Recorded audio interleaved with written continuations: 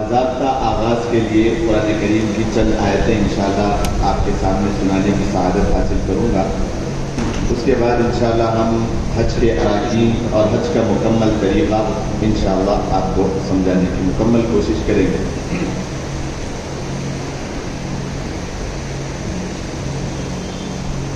اعوذ باللہ من الشیطان الرجیم. بسم اللہ الرحمن الرحیم.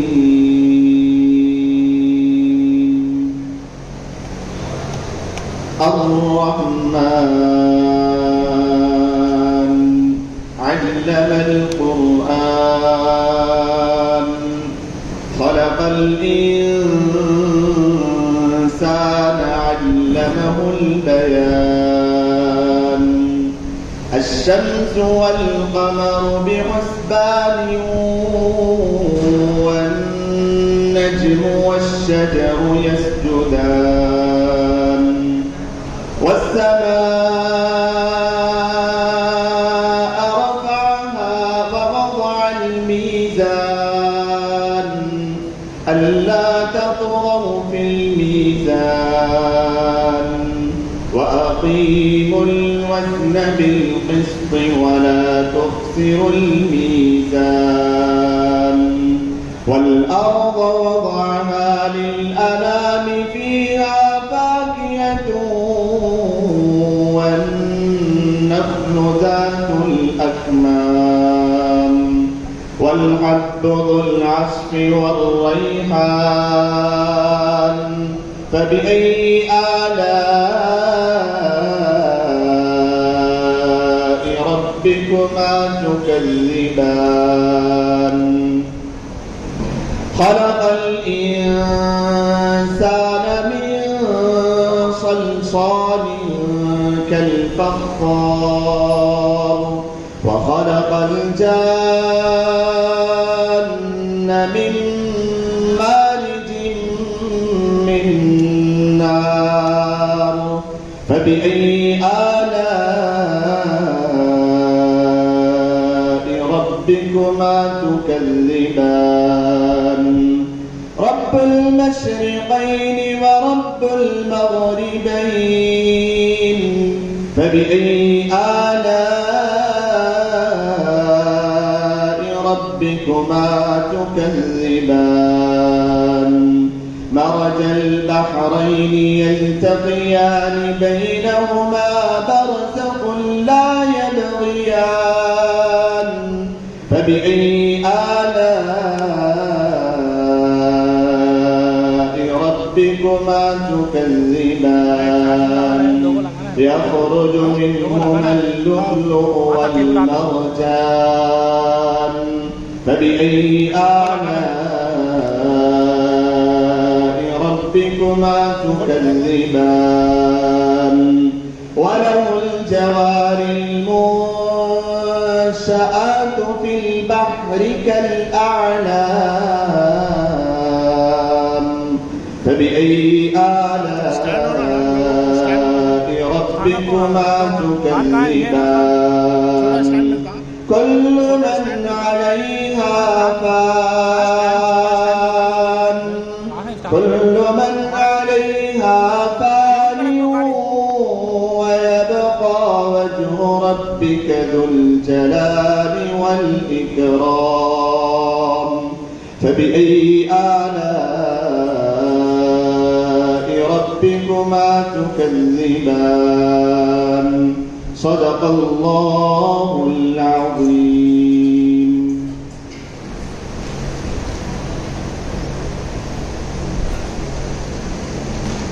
انشاءاللہ بعد ظہر کے جب مدینے کے فضائل اور آداب بتائے جائیں گے تب انشاءاللہ چند اشعار نعت پاک کے بھی آپ کے سامنے سنائے جائیں گے.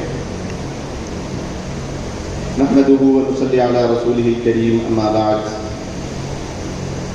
فاعوذ باللہ من الشیطان الرجیم. بسم اللہ الرحمن الرحیم. وأذن في الناس بالحج يأتوك رجالا وعلى كل ضامر يأتين من كل فج عميق. وقال الله تبارك وتعالى ولله على الناس حج البيت من استطاع إليه سبيلا. وقال النبي صلى الله عليه وسلم الحج المبرور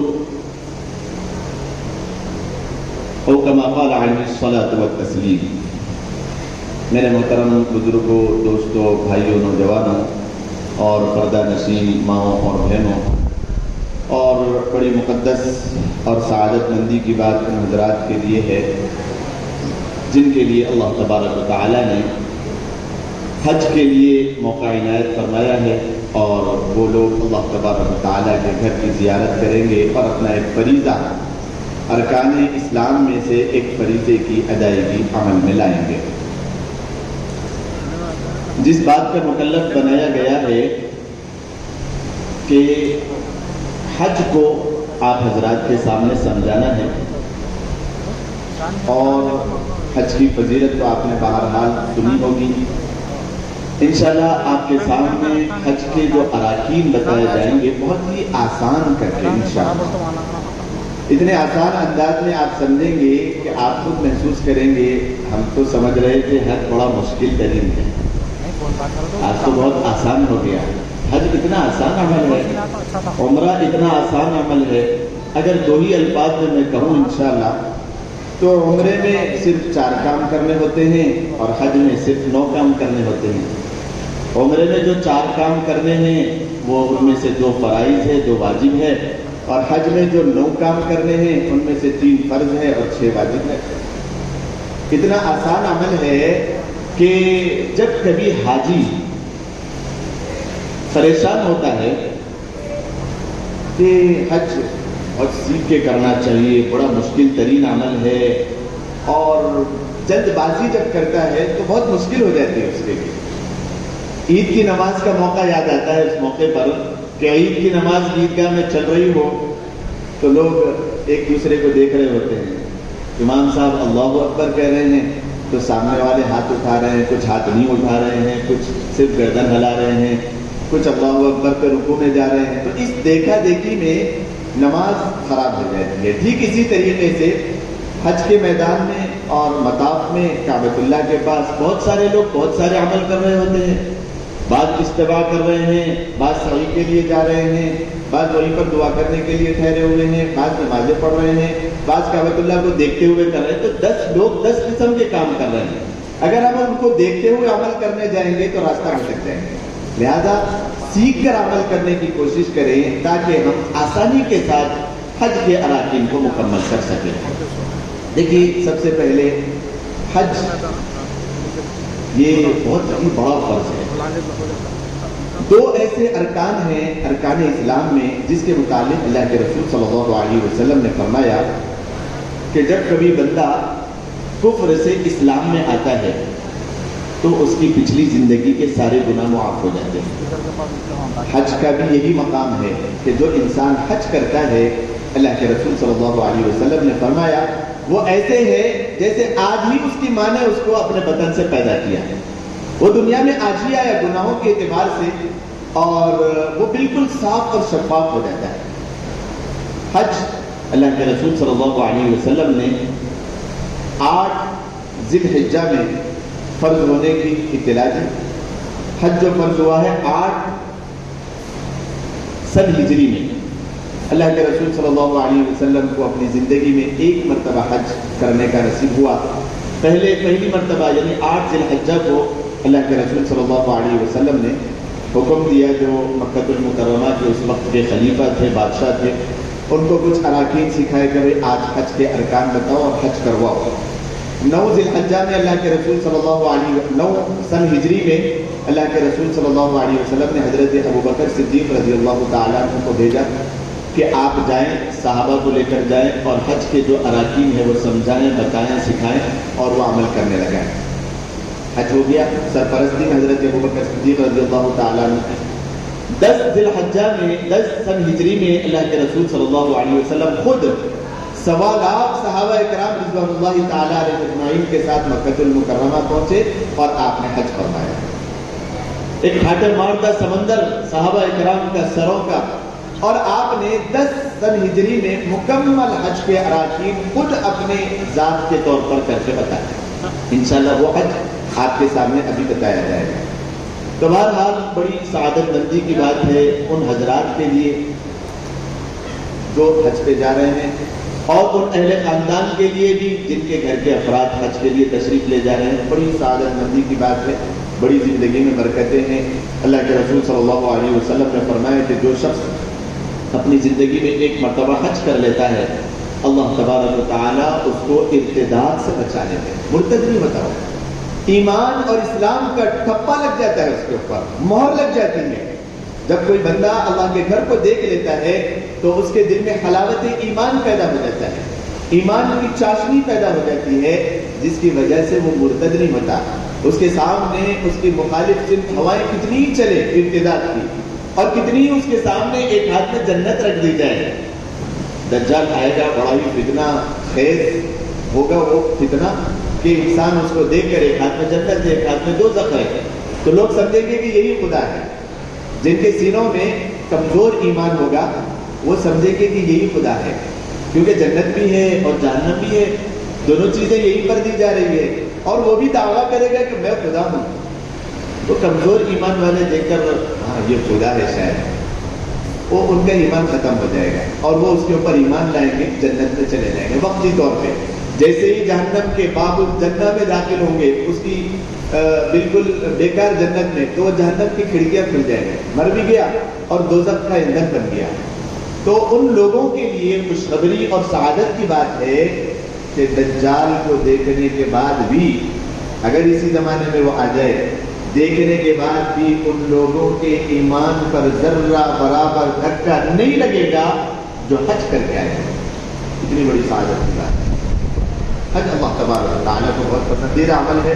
ارکان اسلام میں سب سے اخیر میں اللہ تبارک و تعالیٰ نے یہ فرض فرمایا ہے. بہرحال دیکھیے، حج کی 3 قسمیں ہیں.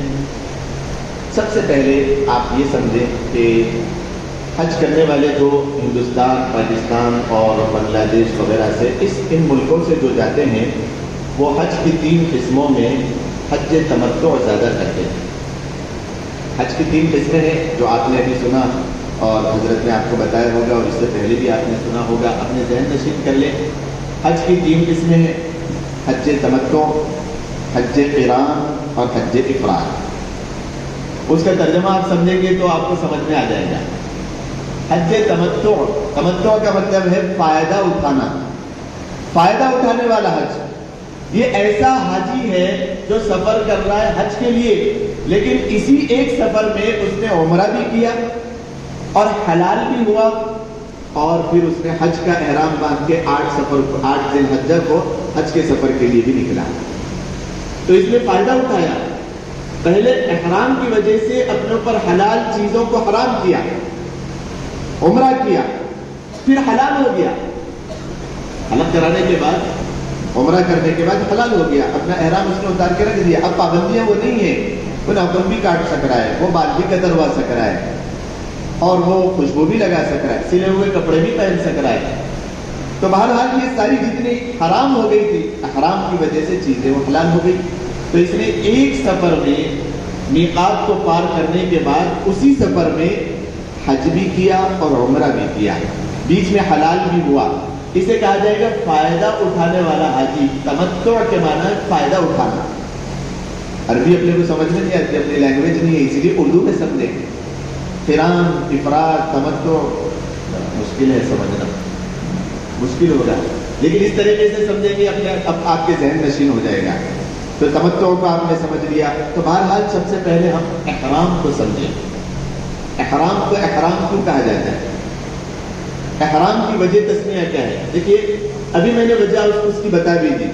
احرام جب کوئی آدمی پہنتا ہے تو اس کی وجہ سے چند چیزیں اس پر حرام ہو جاتی ہیں، اسی وجہ سے احرام کو احرام کہتے ہیں. بیوی حلال تھی، حرام ہو گئی. ناخن کترنا، بال کاٹنا، خوشبو لگانا، کپڑے سیے ہوئے پہننا، وہاں کے جانوروں کو جو کھانے پینے جیسی ہے ان کا شکار کرنا، یہ ساری چیزیں حلال تھی انسان کے لیے، لیکن احرام کی وجہ سے حرام ہو گئی. اسی وجہ سے اس کا نام احرام رکھ دیا. یہ احرام ہے. تو بہرحال حج کی تینوں قسمیں سمجھیں آسانی کے ساتھ انشاءاللہ پھر 5 دن آپ کے سامنے بتائے جائیں گے۔ حج تمتع کو آپ نے سمجھ لیا، فائدہ اٹھانے والا حاجی، ایک سفر میں 2 کام آسانی کے ساتھ کرنے والا حاجی، اس کو کہا جائے گا حج تمتع کرنا۔ دوسرا ہے حج قران۔ حج قران ایک ہی احرام میں، ایک مرتبہ جب یہاں سے احرام باندھ لیا یا میقات سے پہلے احرام باندھ لیا، اسی احرام میں حج بھی کرنا ہے اور عمرہ بھی کرنا ہے، بیچ میں حلال نہیں ہوگا، وہی ایک احرام باندھ کے، اس کو کہا جائے گا حج قران۔ قرن اصل کہتے ہیں سنگوں کو، جو ایک جانور کی سنگ ہو، بکرا ہو یا بھیڑ ہو یا بھینس ہو، اس کی جو سنگیں ہوتی ہیں نا اس کو کہہ دے گا قرن۔ 2 ایک ساتھ ہوتی ہے، ایک نہیں ہوتی۔ اللہ نے تو 2 پیدا کیے، اگر ٹوٹ جائے کوئی مسئلہ نہیں ہے، تو 2 جو ہوتی ہے وہ ایک ساتھ ہوتی ہے ایک ہی جگہ، اس وجہ سے اس کو کہا گیا قران۔ قران ایک ہی احرام میں 2 کام کرنا۔ یہاں سے حاجی نکلے گا سفر کر کے، پہنچتے ہی پہلے عمرہ کرے گا، احرام اس وقت تک اترے گا نہیں، دوسری چیزیں حلال نہیں ہوگی، دوسری چیزیں ابھی حلال نہیں ہوگی جو احرام کی وجہ سے حرام ہوئی تھی۔ حج کے 5 دن مکمل گزارنا ہے، اس کے بعد پھر وہ حلال ہوگا، اس وجہ سے اس کو کہا جائے گا حج قران۔ حج قران اور حج تمتع یہ دونوں حاجیوں کے اوپر قربانی واجب ہوتی ہے۔ حج افراد کو سمجھیں، حج افراد میں قربانی واجب نہیں ہوتی۔ حج افراد، افراد کا معنی فرد، اکیلا ایک کام، فرد کہتے ہیں اکیلے آدمی کو، اسی سے افراد، ایک کام، ایک احرام باندھ کے ایک ہی کام کرنے والا۔ کون سا کام ہے وہ؟ یہ عمرہ نہیں کرے گا، یہ جانے کے بعد طواف کرے گا اور جو ہے نا طواف زیارت وغیرہ کرنے کے بعد سعی کر کے یہ اپنے مکان پہ ہوٹل پہ چلا جائے گا، لیکن یہ حاجی ابھی عمرہ نہیں کرے گا، اور احرام پہنے ہوئے وہ صرف اور صرف حج مکمل کرنے کے بعد اتارے گا۔ یہ عمرہ نہیں کر سکا، ایک سفر میں صرف حج کیا، اس کی وجہ سے اس کو کہا جائے گا حج افراد۔ دیکھیے میں آپ کو جو بتا رہا ہوں میں مذاکرہ کر رہا ہوں، اگر میں تقریر اور بیان کرنے بیٹھوں تو شاید ہو سکتا ہے کہ تھوڑی دیر آپ توجہ کے ساتھ سنیں، اس کے بعد پھر توجہ مشغول ہو جائے۔ انشاءاللہ آخر کے 15-20 منٹ دیا جائے گا سوالات کرنے کے لیے، بیچ میں بھی اگر کسی کو سوال کرنا ہو کہ یہ چیز پھر سے ایک مرتبہ سمجھا دے تو انشاءاللہ پھر سے ایک مرتبہ آپ کو سمجھایا جائے گا۔ مقصد ہے یہاں پر بیٹھنے کا سمجھ لینا، اور یہاں سے جب اٹھیں حج کے متعلق بہت ہی اطمینان کے ساتھ آپ اٹھیں کہ انشاءاللہ ابھی اگر سفر میں نکلنا ہو تو میں 10-5 کو میں خود سمجھا سکتا ہوں یا میں خود سمجھا سکتی ہوں، یہ آپ اتنے اطمینان کے ساتھ یہاں سے اٹھیں گے۔ مقصد یہ ہے سمجھنا حج کو، اور مشکل اسی وقت ہوتا ہے حج کرنا اور عمرہ کرنا جب حاجی مشکل اس کو بنا دیتا ہے، سمجھ لیتا ہے، گڑبڑ، جلدی جلدی بھاگ دوڑ، بس یہ کام کرنا ہے، یہ کام کرنا ہے، یہ جلد بازی اس کو مشکل میں ڈالتی ہے۔ حج آسان ہے ان لوگوں کے لیے جو سیکھ کر عمل کریں، مشکل ہے ان لوگوں کے لیے جو توجہ نہ دے سیکھنے کے وقت۔ میں نے تو ایسے افراد کو بھی دیکھا ہے وہاں پر، ایسے افراد کو بھی دیکھا ہے۔ دیکھیے آپ، حج اور عمرہ تو اپنی جگہ ہے، وہاں پر آنے والوں میں الگ الگ لوگ بھی آتے تھے، سکھانا پڑا اس وقت موقع پر ٹھہر کر، جماعت چھوٹ رہی تھی لیکن ان کو سکھانے کے بعد پھر وہاں سے میں ہٹا۔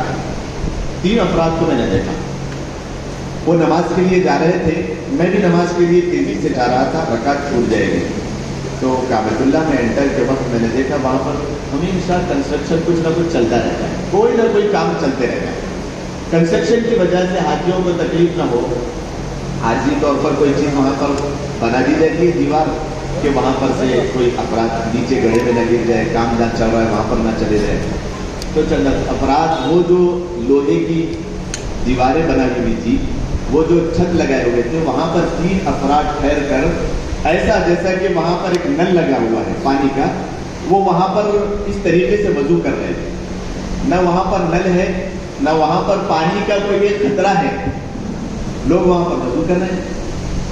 میں نے کہا کہ اللہ نے زیادہ قبول کر لیا کہ عمرہ اور حج کے جبرائیل علیہ السلام پانی ڈال رہے ہیں، یہ وضو کر رہے ہیں یہاں پر، یہ پانی آ کہاں سے رہا ہے ان کے پاس؟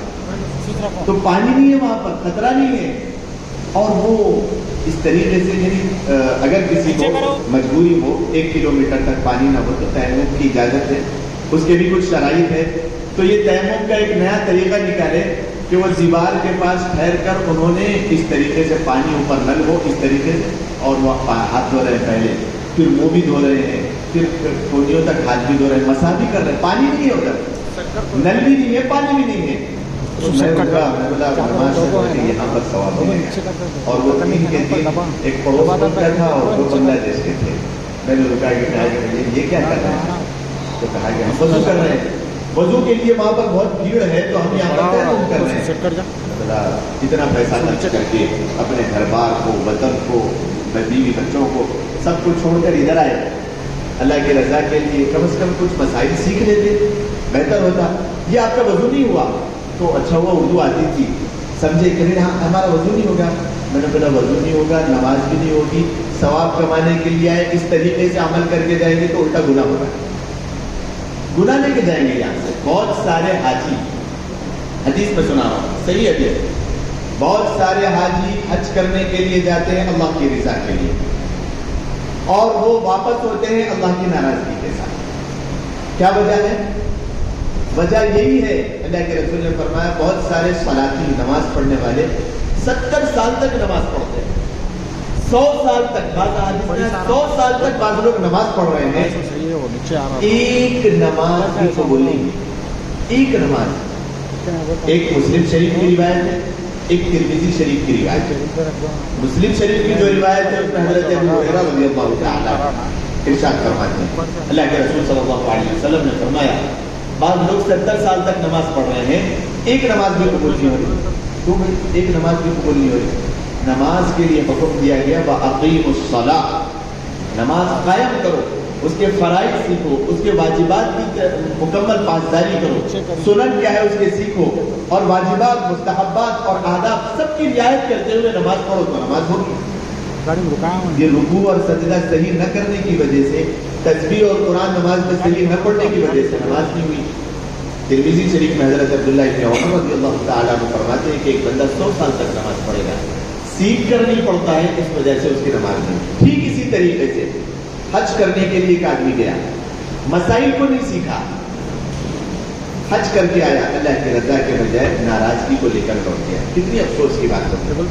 پیسہ بھی خرچ ہوا اور ساری کی ساری محنتیں ہوئی. یہی ایک ایسی عبادت ہے جس میں مال بھی لگتا ہے، جسمانی قوت بھی لگتی ہے، پھر بھی اگر جو ہے نا بندہ سیکھ کر نہ جائے بڑی مشکل کی بات ہے. بہرحال تینوں حج کی قسمیں آپ جہاں تک اندازہ ہے سمجھ گئے ہوں گے کہ حج تمتع، کسی کو بھی ذرا برابر بھی اگر سمجھنے میں مشکل ہو سوال کر سکتے اپنی جگہ پر ٹھہر کر. میں انشاءاللہ پھر سے سمجھاؤں گا.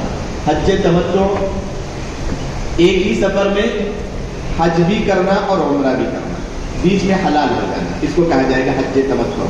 حج تمتع کرنے والے کے اوپر قربانی واجب ہے. دوسرا حج قران، ایک ہی سفر حج میں عمرہ بھی کرنا، حج بھی کرنا، ایک ہی احرام کے ساتھ. احرام بدلنا نہیں ہے، بیچ میں وہ فائدہ نہیں اٹھا سکتا. حرام ہوئی ہوئی چیزوں کے اوپر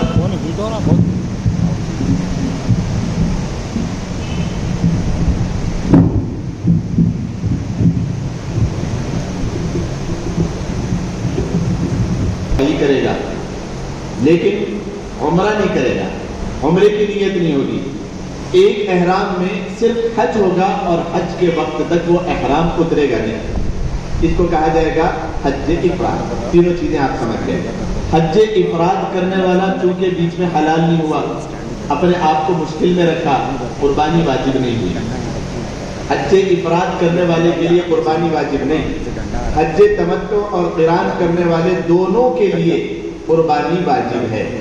اب یہ لوگوں کے لیے ایک بات اور مسئلہ بتاتے چلوں کہ حج قران اور حج تمتع کرنے والے اگر صاحب نصاب ہے، ہر سال جو ہم قربانی دیتے ہیں وہ قربانی ہم اپنے گھر پہ ہندوستان میں جہاں سے جا رہے ہیں وہاں پر کرائیں گے، ضرور کرا سکتے ہیں وہاں پر بھی، لیکن وہ قربانی بھی اپنے اوپر فرض ہے، اور یہ قربانی جو حج کی وجہ سے ہے وہ واجب ہے.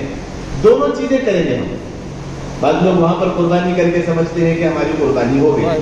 صاحب نصاب ہونے کی وجہ سے جو قربانی ہے وہ تو ان کے اوپر ہے ضرور، وہ اپنے گھر پہ کرائیں گے، اور حج کی وجہ سے جو قربانی ہوئی وہ مکہ المکرمہ ہی میں کرانا، وہ یہاں پر نہیں کرا سکتے. یہ دونوں چیزیں اپنے ذہن میں رکھیں.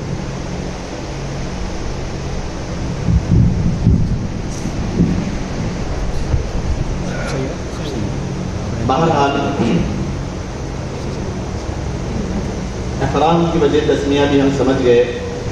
اب احرام کو جو پہنیں گے، ایک بات یہ بھی سمجھے کہ ہندوستان اور ان ملکوں سے جانے والے لوگ اکثر طور پر حج تمتع ہی کرتے ہیں، حج قران اور افراد نہیں کرتے ہیں، کیونکہ کم سے کم 15 دن 10 دن 8 دن اور 20 دن پہلے یہاں سے لوگ لے جاتے ہیں. اب 20 دن تک احرام میں رہنا اور ان پابندیوں میں رہنا ہر ایک کے بس کی بات نہیں ہے. اس وجہ سے ہماری نیت حج تمتع ہی ہونا چاہیے، اور یہی چیز سکھائی جاتی ہے. اکثر یہاں سے 99% لوگ حج تمتع ہی کرتے ہیں. ٹھیک ہے، ایک تو بات سمجھ میں آ گئی.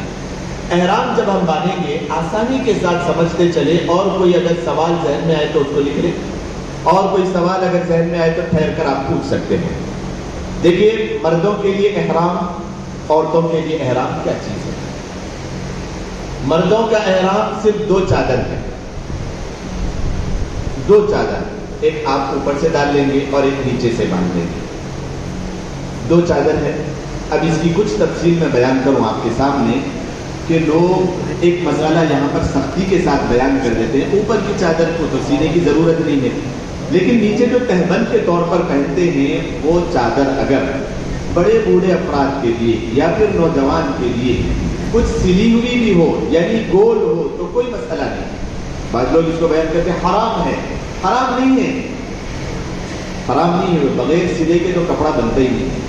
وہ کپڑا جسم پہ سلا ہوا حرام ہے جو جسم پہ رکھ کے سلا گیا ہو یا پھر اپنے ماپ کے حساب سے سلا گیا ہو. میں نے کپڑے پہنا، میرے ماپ کے حساب سے یہ سلا ہوا ہے، یہ حرام ہے.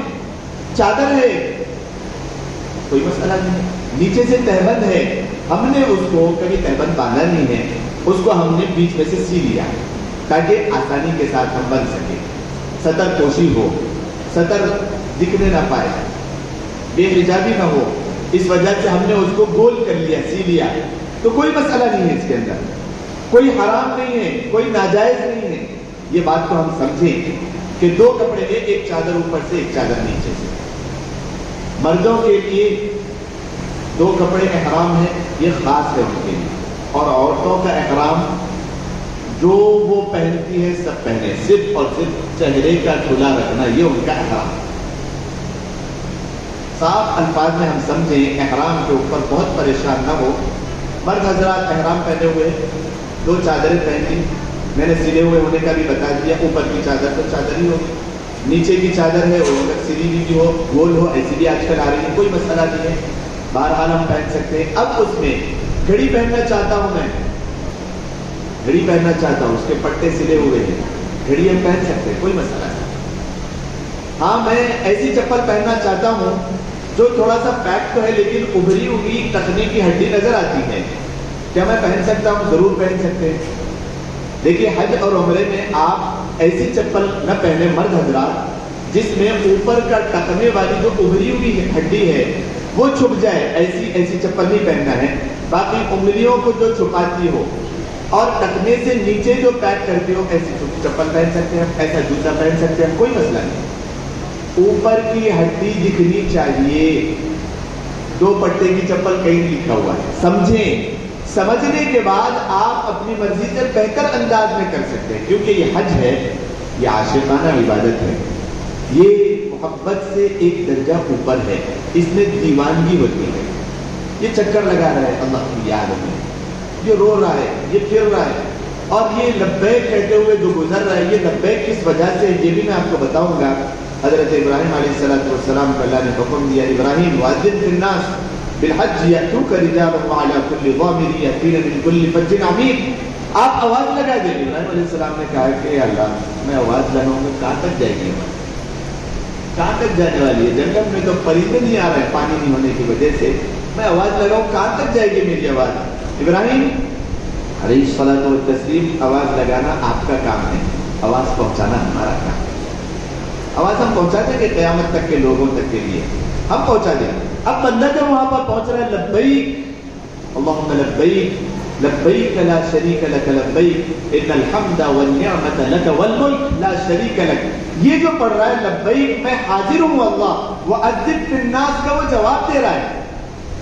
اللہ نے جو آواز لگوائی تھی ابراہیم علیہ السلام سے کہ ابراہیم آواز لگاؤ، ہم پہنچا دیں گے وہاں تک، یہ جو آواز پہنچی آپ کے دل تک، چاہے وہ ارواح عالم میں ہو چاہے وہ دنیا میں ہو، یہ جو آواز ٹکرائی اس کا جواب دیتے ہوئے آپ وہاں پر پہنچ رہے ہیں۔ اس وجہ سے لبیک یا اللہ میں حاضر ہوں، اس وجہ سے بندہ جب دل سے ایک مرتبہ بھی پڑھتا ہے لبیک اللہم لبیک، اور وہ سمجھ کے پڑھتا ہے، خدا کی قسم اس کے آنکھ اگر نہ بھی روئے اس کا دل رو رہا ہوتا ہے، لبیک اللہم لبیک لبیک لا شریک لک لبیک، حاضر ہوں میں اللہ آپ کی خدمت میں، رونگٹے کھڑے ہو جاتے ہیں ایک مرتبہ پڑھنے سے۔ تو بہرحال پورے حج کے سفر کے لیے میں ایک بات اور بتاتے ہوئے آگے آپ کو حج کے ارکان بتاؤں کہ حج کے سفر میں خاص کوئی دعا لکھی ہوئی نہیں ہے جو ہم کتابیں لے لے کے پڑھتے پڑھتے پڑھتے پڑھتے چلے جا رہے ہیں، نہیں، یہ عاشقانہ عبادت ہے۔ اس کے اندر اگر میں قرآن اور حدیث سے آپ کو وضاحت کے ساتھ بتاؤں تو اس میں کوئی دعا لکھی ہوئی نہیں ہے حج کے لیے۔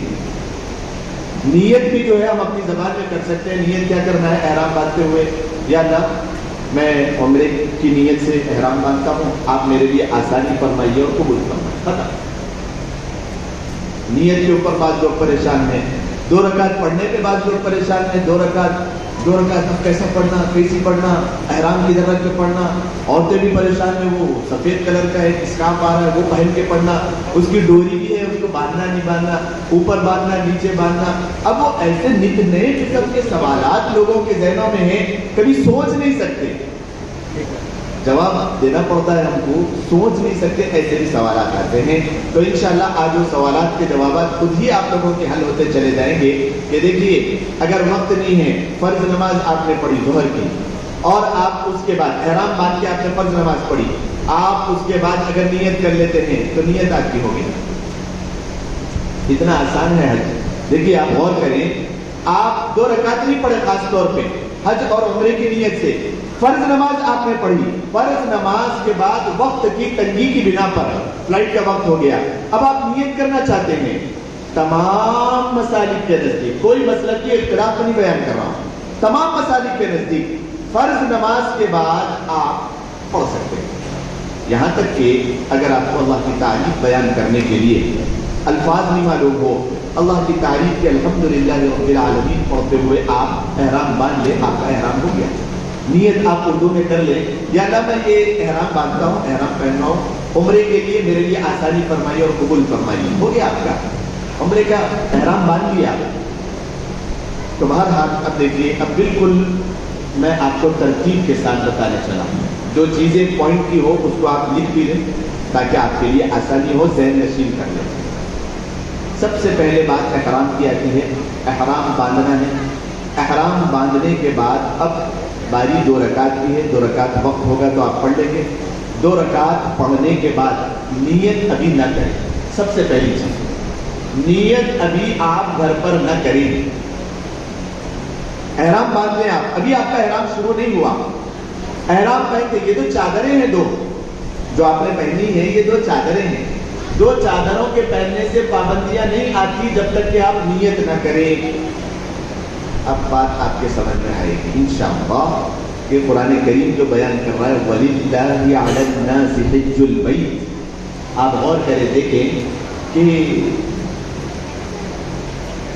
جب نماز کو فرض کرنا تھا اللہ تبارک و تعالیٰ نے اپنا نام نہیں دیا، وَأَقِیمُوا الصَّلَاةَ۔ جب روزے کو فرض کرنا تھا قرآن کریم نے بیان کیا یا ایھا الذین آمنوا کتب علیکم الصیام کما کتب علی الذین من قبلکم لعلکم تتقون۔ ایمان والو تم پر روزہ فرض کر دیا گیا، اللہ کا نام نہیں ہے۔ زکوٰۃ کو فرض کرنا تھا، وآتوا الزکاۃ، اللہ کا نام نہیں ہے۔ 3 فرائض ہو گئے، کلمہ توحید تو اپنی جگہ ہے توحید۔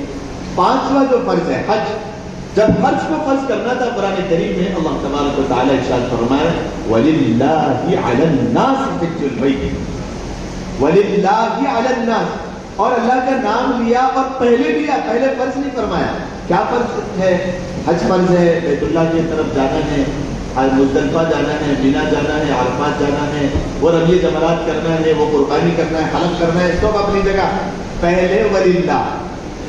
آپ اس کا خلاصہ سمجھیں، 2 چادریں جب آپ نے پہن لی، جس طریقے سے کوئی چیز آپ کے اوپر ابھی لازم نہیں آئی، نیت کی وجہ سے آپ کے اوپر ضروری ہوئی کئی چیزیں، کئی حلال چیزیں آپ کے لیے حرام ہوئی نیت کی وجہ سے. اتنا بڑا مقام نیت کا.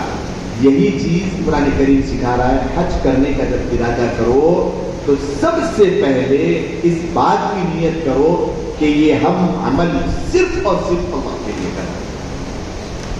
ہمارے اپنے نام کے لیے نام کے آگے الحاج آ جائے. حاجی نہیں کہتے اس کو، الفاظ ذرا سخت ہوں گے. حاجی اس کو نہیں کہا جائے گا. ہم اپنی زبان میں کہیں گے تو پاجی کہیں گے. واقعتاً بعض لوگ اپنے دعوت نامے کے اوپر الحاج اگر نہ لکھا ہوا ہو تو ناراض ہو جاتے ہیں، دعوت میں نہیں آتے. ہم دعوت میں نہیں آ رہے. کیوں؟ حج کر کے اتنے پیسے خرچہ کر کے ہم حج کر کے ہمارے نام کے آگے حاجی نہیں لگاتے. قرآن کریم سکھا رہا ہے وَلِلَّهِ عَلَى النَّاسِ حِجُّ الْبَيْتِ. سب سے پہلی نیت اخلاص کی ہونی چاہیے. اخلاص بہت بڑی چیز ہے. اللہ کے لیے میں عمل کر رہا ہوں، اللہ کے لیے میں عمل کر رہا ہوں. دوسری جگہ قرآن کریم بیان کرتا ہے. یہی بات جب نکل گئی تو میں آپ کو بتا رہا ہوں الحج اشہر معلومات فمن فرض فیہن الحج فلا رفث ولا فسوق ولا جدال فی الحج وما تفعلوا من خیر یعلمہ اللہ وتزودوا فإن خیر الزاد التقوی واتقون یا اولي الالباب. دوسری جگہ قرآن کریم بیان کر رہا ہے. توجہ دیں آپ، دوسرا پارہ ہے سورہ بقرہ میں. اللہ تبارک و تعالیٰ ارشاد فرماتے ہیں، دیکھو لوگ کوشش کرتے ہیں اور کرنا بھی چاہیے. ساز و سامان سب رکھ لیا بھائی، ساز و سامان میں ویزا ساتھ رکھ لیے، ہاں دے لیے، اور پاسپورٹ ساتھ رکھ لیے، ہاں دے لیے. ارے وہ ٹکٹ ہاں ساتھ رکھو بھول گئے تو پھر ایئرپورٹ سے مشکل ہے. بیگ لے لیے، جو ہدیے ہدایے کاسمک گروپ کی طرف سے ملے تھے سب ساتھ رکھ لیے. احرام وغیرہ رکھ لیے نہیں رکھ لیے؟ ہاں رکھ لیے. ارے وہاں کھانے پینے کی چیزیں سب رکھ لیے سب رکھ لیے. بھائی وہ قرآن کریم جو بیان کر رہا ہے فَإِنَّ خَيْرَ الزَّادِ التَّقْوَىٰ. رکھ لیے قرآن یہاں سے فرما رہا ہے وَمَا تَفْعَلُوا مِنْ خَيْرٍ يَعْلَمْهُ اللَّهُ فَإِنَّ خَيْرَ الزَّادِ التَّقْوَىٰ. ساز و سامان میں، زاد راہ میں، ضروریات کی چیزوں میں جب تم خیال کر رہے ہو ویزا کا، جب تم خیال کر رہے ہو ٹکٹ کا، جب تم خیال کر رہے ہو کھانے پینے کی چیزوں کا، ایک ساری کی ساری زاد راہ میں فَإِنَّ خَيْرَ الزَّادِ التَّقْوَىٰ. بہترین زاد راہ اگر کوئی چیز ہے تو وہ تقوی کی چیز ہے. تقوی لیے یا نہیں لیے اس کے اوپر پہلے غور و فکر کر لو. قرآن کریم بیان کر رہا ہے حج کے لیے جب جاؤ، حج کا فریضہ بیان کر رہا ہے. حج اشہر معلومات. حج چند دنوں کے لیے بیان کیا گیا ہے، اس کے معلوم دن ہے، متعین دن ہے، 5 دن ہے، سب کو معلوم ہے. الحج اشہر معلومات فمن فرض فیہن الحج، جس کے اوپر فرض ہو گیا حج اور جو جانے کا ارادہ کرتا ہے فلا رفث، تشریح کی جائے گی انشاءاللہ، ولا فسوق نہیں کرنا ہے، ولا جدال لڑائی جھگڑا نہیں کرنا ہے فی الحج، حج کے دنوں میں. فإن خیر الزاد وما تفعلوا من خیر یعلمہ اللہ. بیچ میں ٹکڑا اگر تم کرتے بھی ہو تو کوئی مسئلہ نہیں ہے. سب پیسے بھی غارت ہوئے، سب قربانی غارت ہو گئے اور کچھ بھی نہیں ہوگا، سب چلا جائے گا. ویسے جیسے گئے تھے ویسے آ جائیں گے. زندگی میں برکتیں نہیں ہوگی. کیوں؟ فإن خیر الزاد التقویٰ واتقون یا اولي الالباب. اور قرآن کریم آگے جو بیان کر رہا ہے آپ توجہ دے دیکھیں فإن خیر الزاد التقویٰ. تمہارے لیے ساری کی ساری زاد راہ میں بہترین چیز تقویٰ اختیار کرنا ہے، یعنی نیکی کا جذبہ لے کے جانا ہے، گناہوں سے بچنا ہے. اس کو کہا جائے گا تقویٰ لے کے جانا ہے. تقویٰ ساری زاد راہ میں اور ساری ضروریات کی چیزوں میں سب سے بہترین چیز، سب سے زیادہ بہترین چیز اگر کوئی چیز تم لے جاؤ گے حج کے سفر پہ وہ تقوی کا سامان ہے. واتقونی یا اولی الالباب. اے عقل مندو، کیا تم اللہ سے نہیں ڈرتے؟ قرآن کیا بیان کر رہا ہے؟ عقل مند اگر ہے تو وہ فإن خیر الزاد التقویٰ کے اوپر عمل کرے گا. مطلب کیا ہے؟ تقوی کا سامان ضرور عقل مند لے کے جائیں گے. تقوی کے علاوہ दूसरी सारी चीजें लेना है, अक्लमंदी है, लेकिन बड़ा अक्लमंद वो शख्स है, सबसे बड़ा अक्लमंद वो शख्स है जो सफर हज में तकवे का जादरा लेके चल रहा हो। तकवा लेके जाना है, तकवा नेक अमाल का जज्बा, आने तक कोई गुनाह नहीं, आने के बाद भी कोई गुनाह नहीं, आने तक भी कोई गुनाह नहीं। फला रफस, रफस कहते हैं जो इंसान, कुरान करीम बयान कर रहा है तो मेरे को बयान करने के लिए पीछे नहीं हटना है।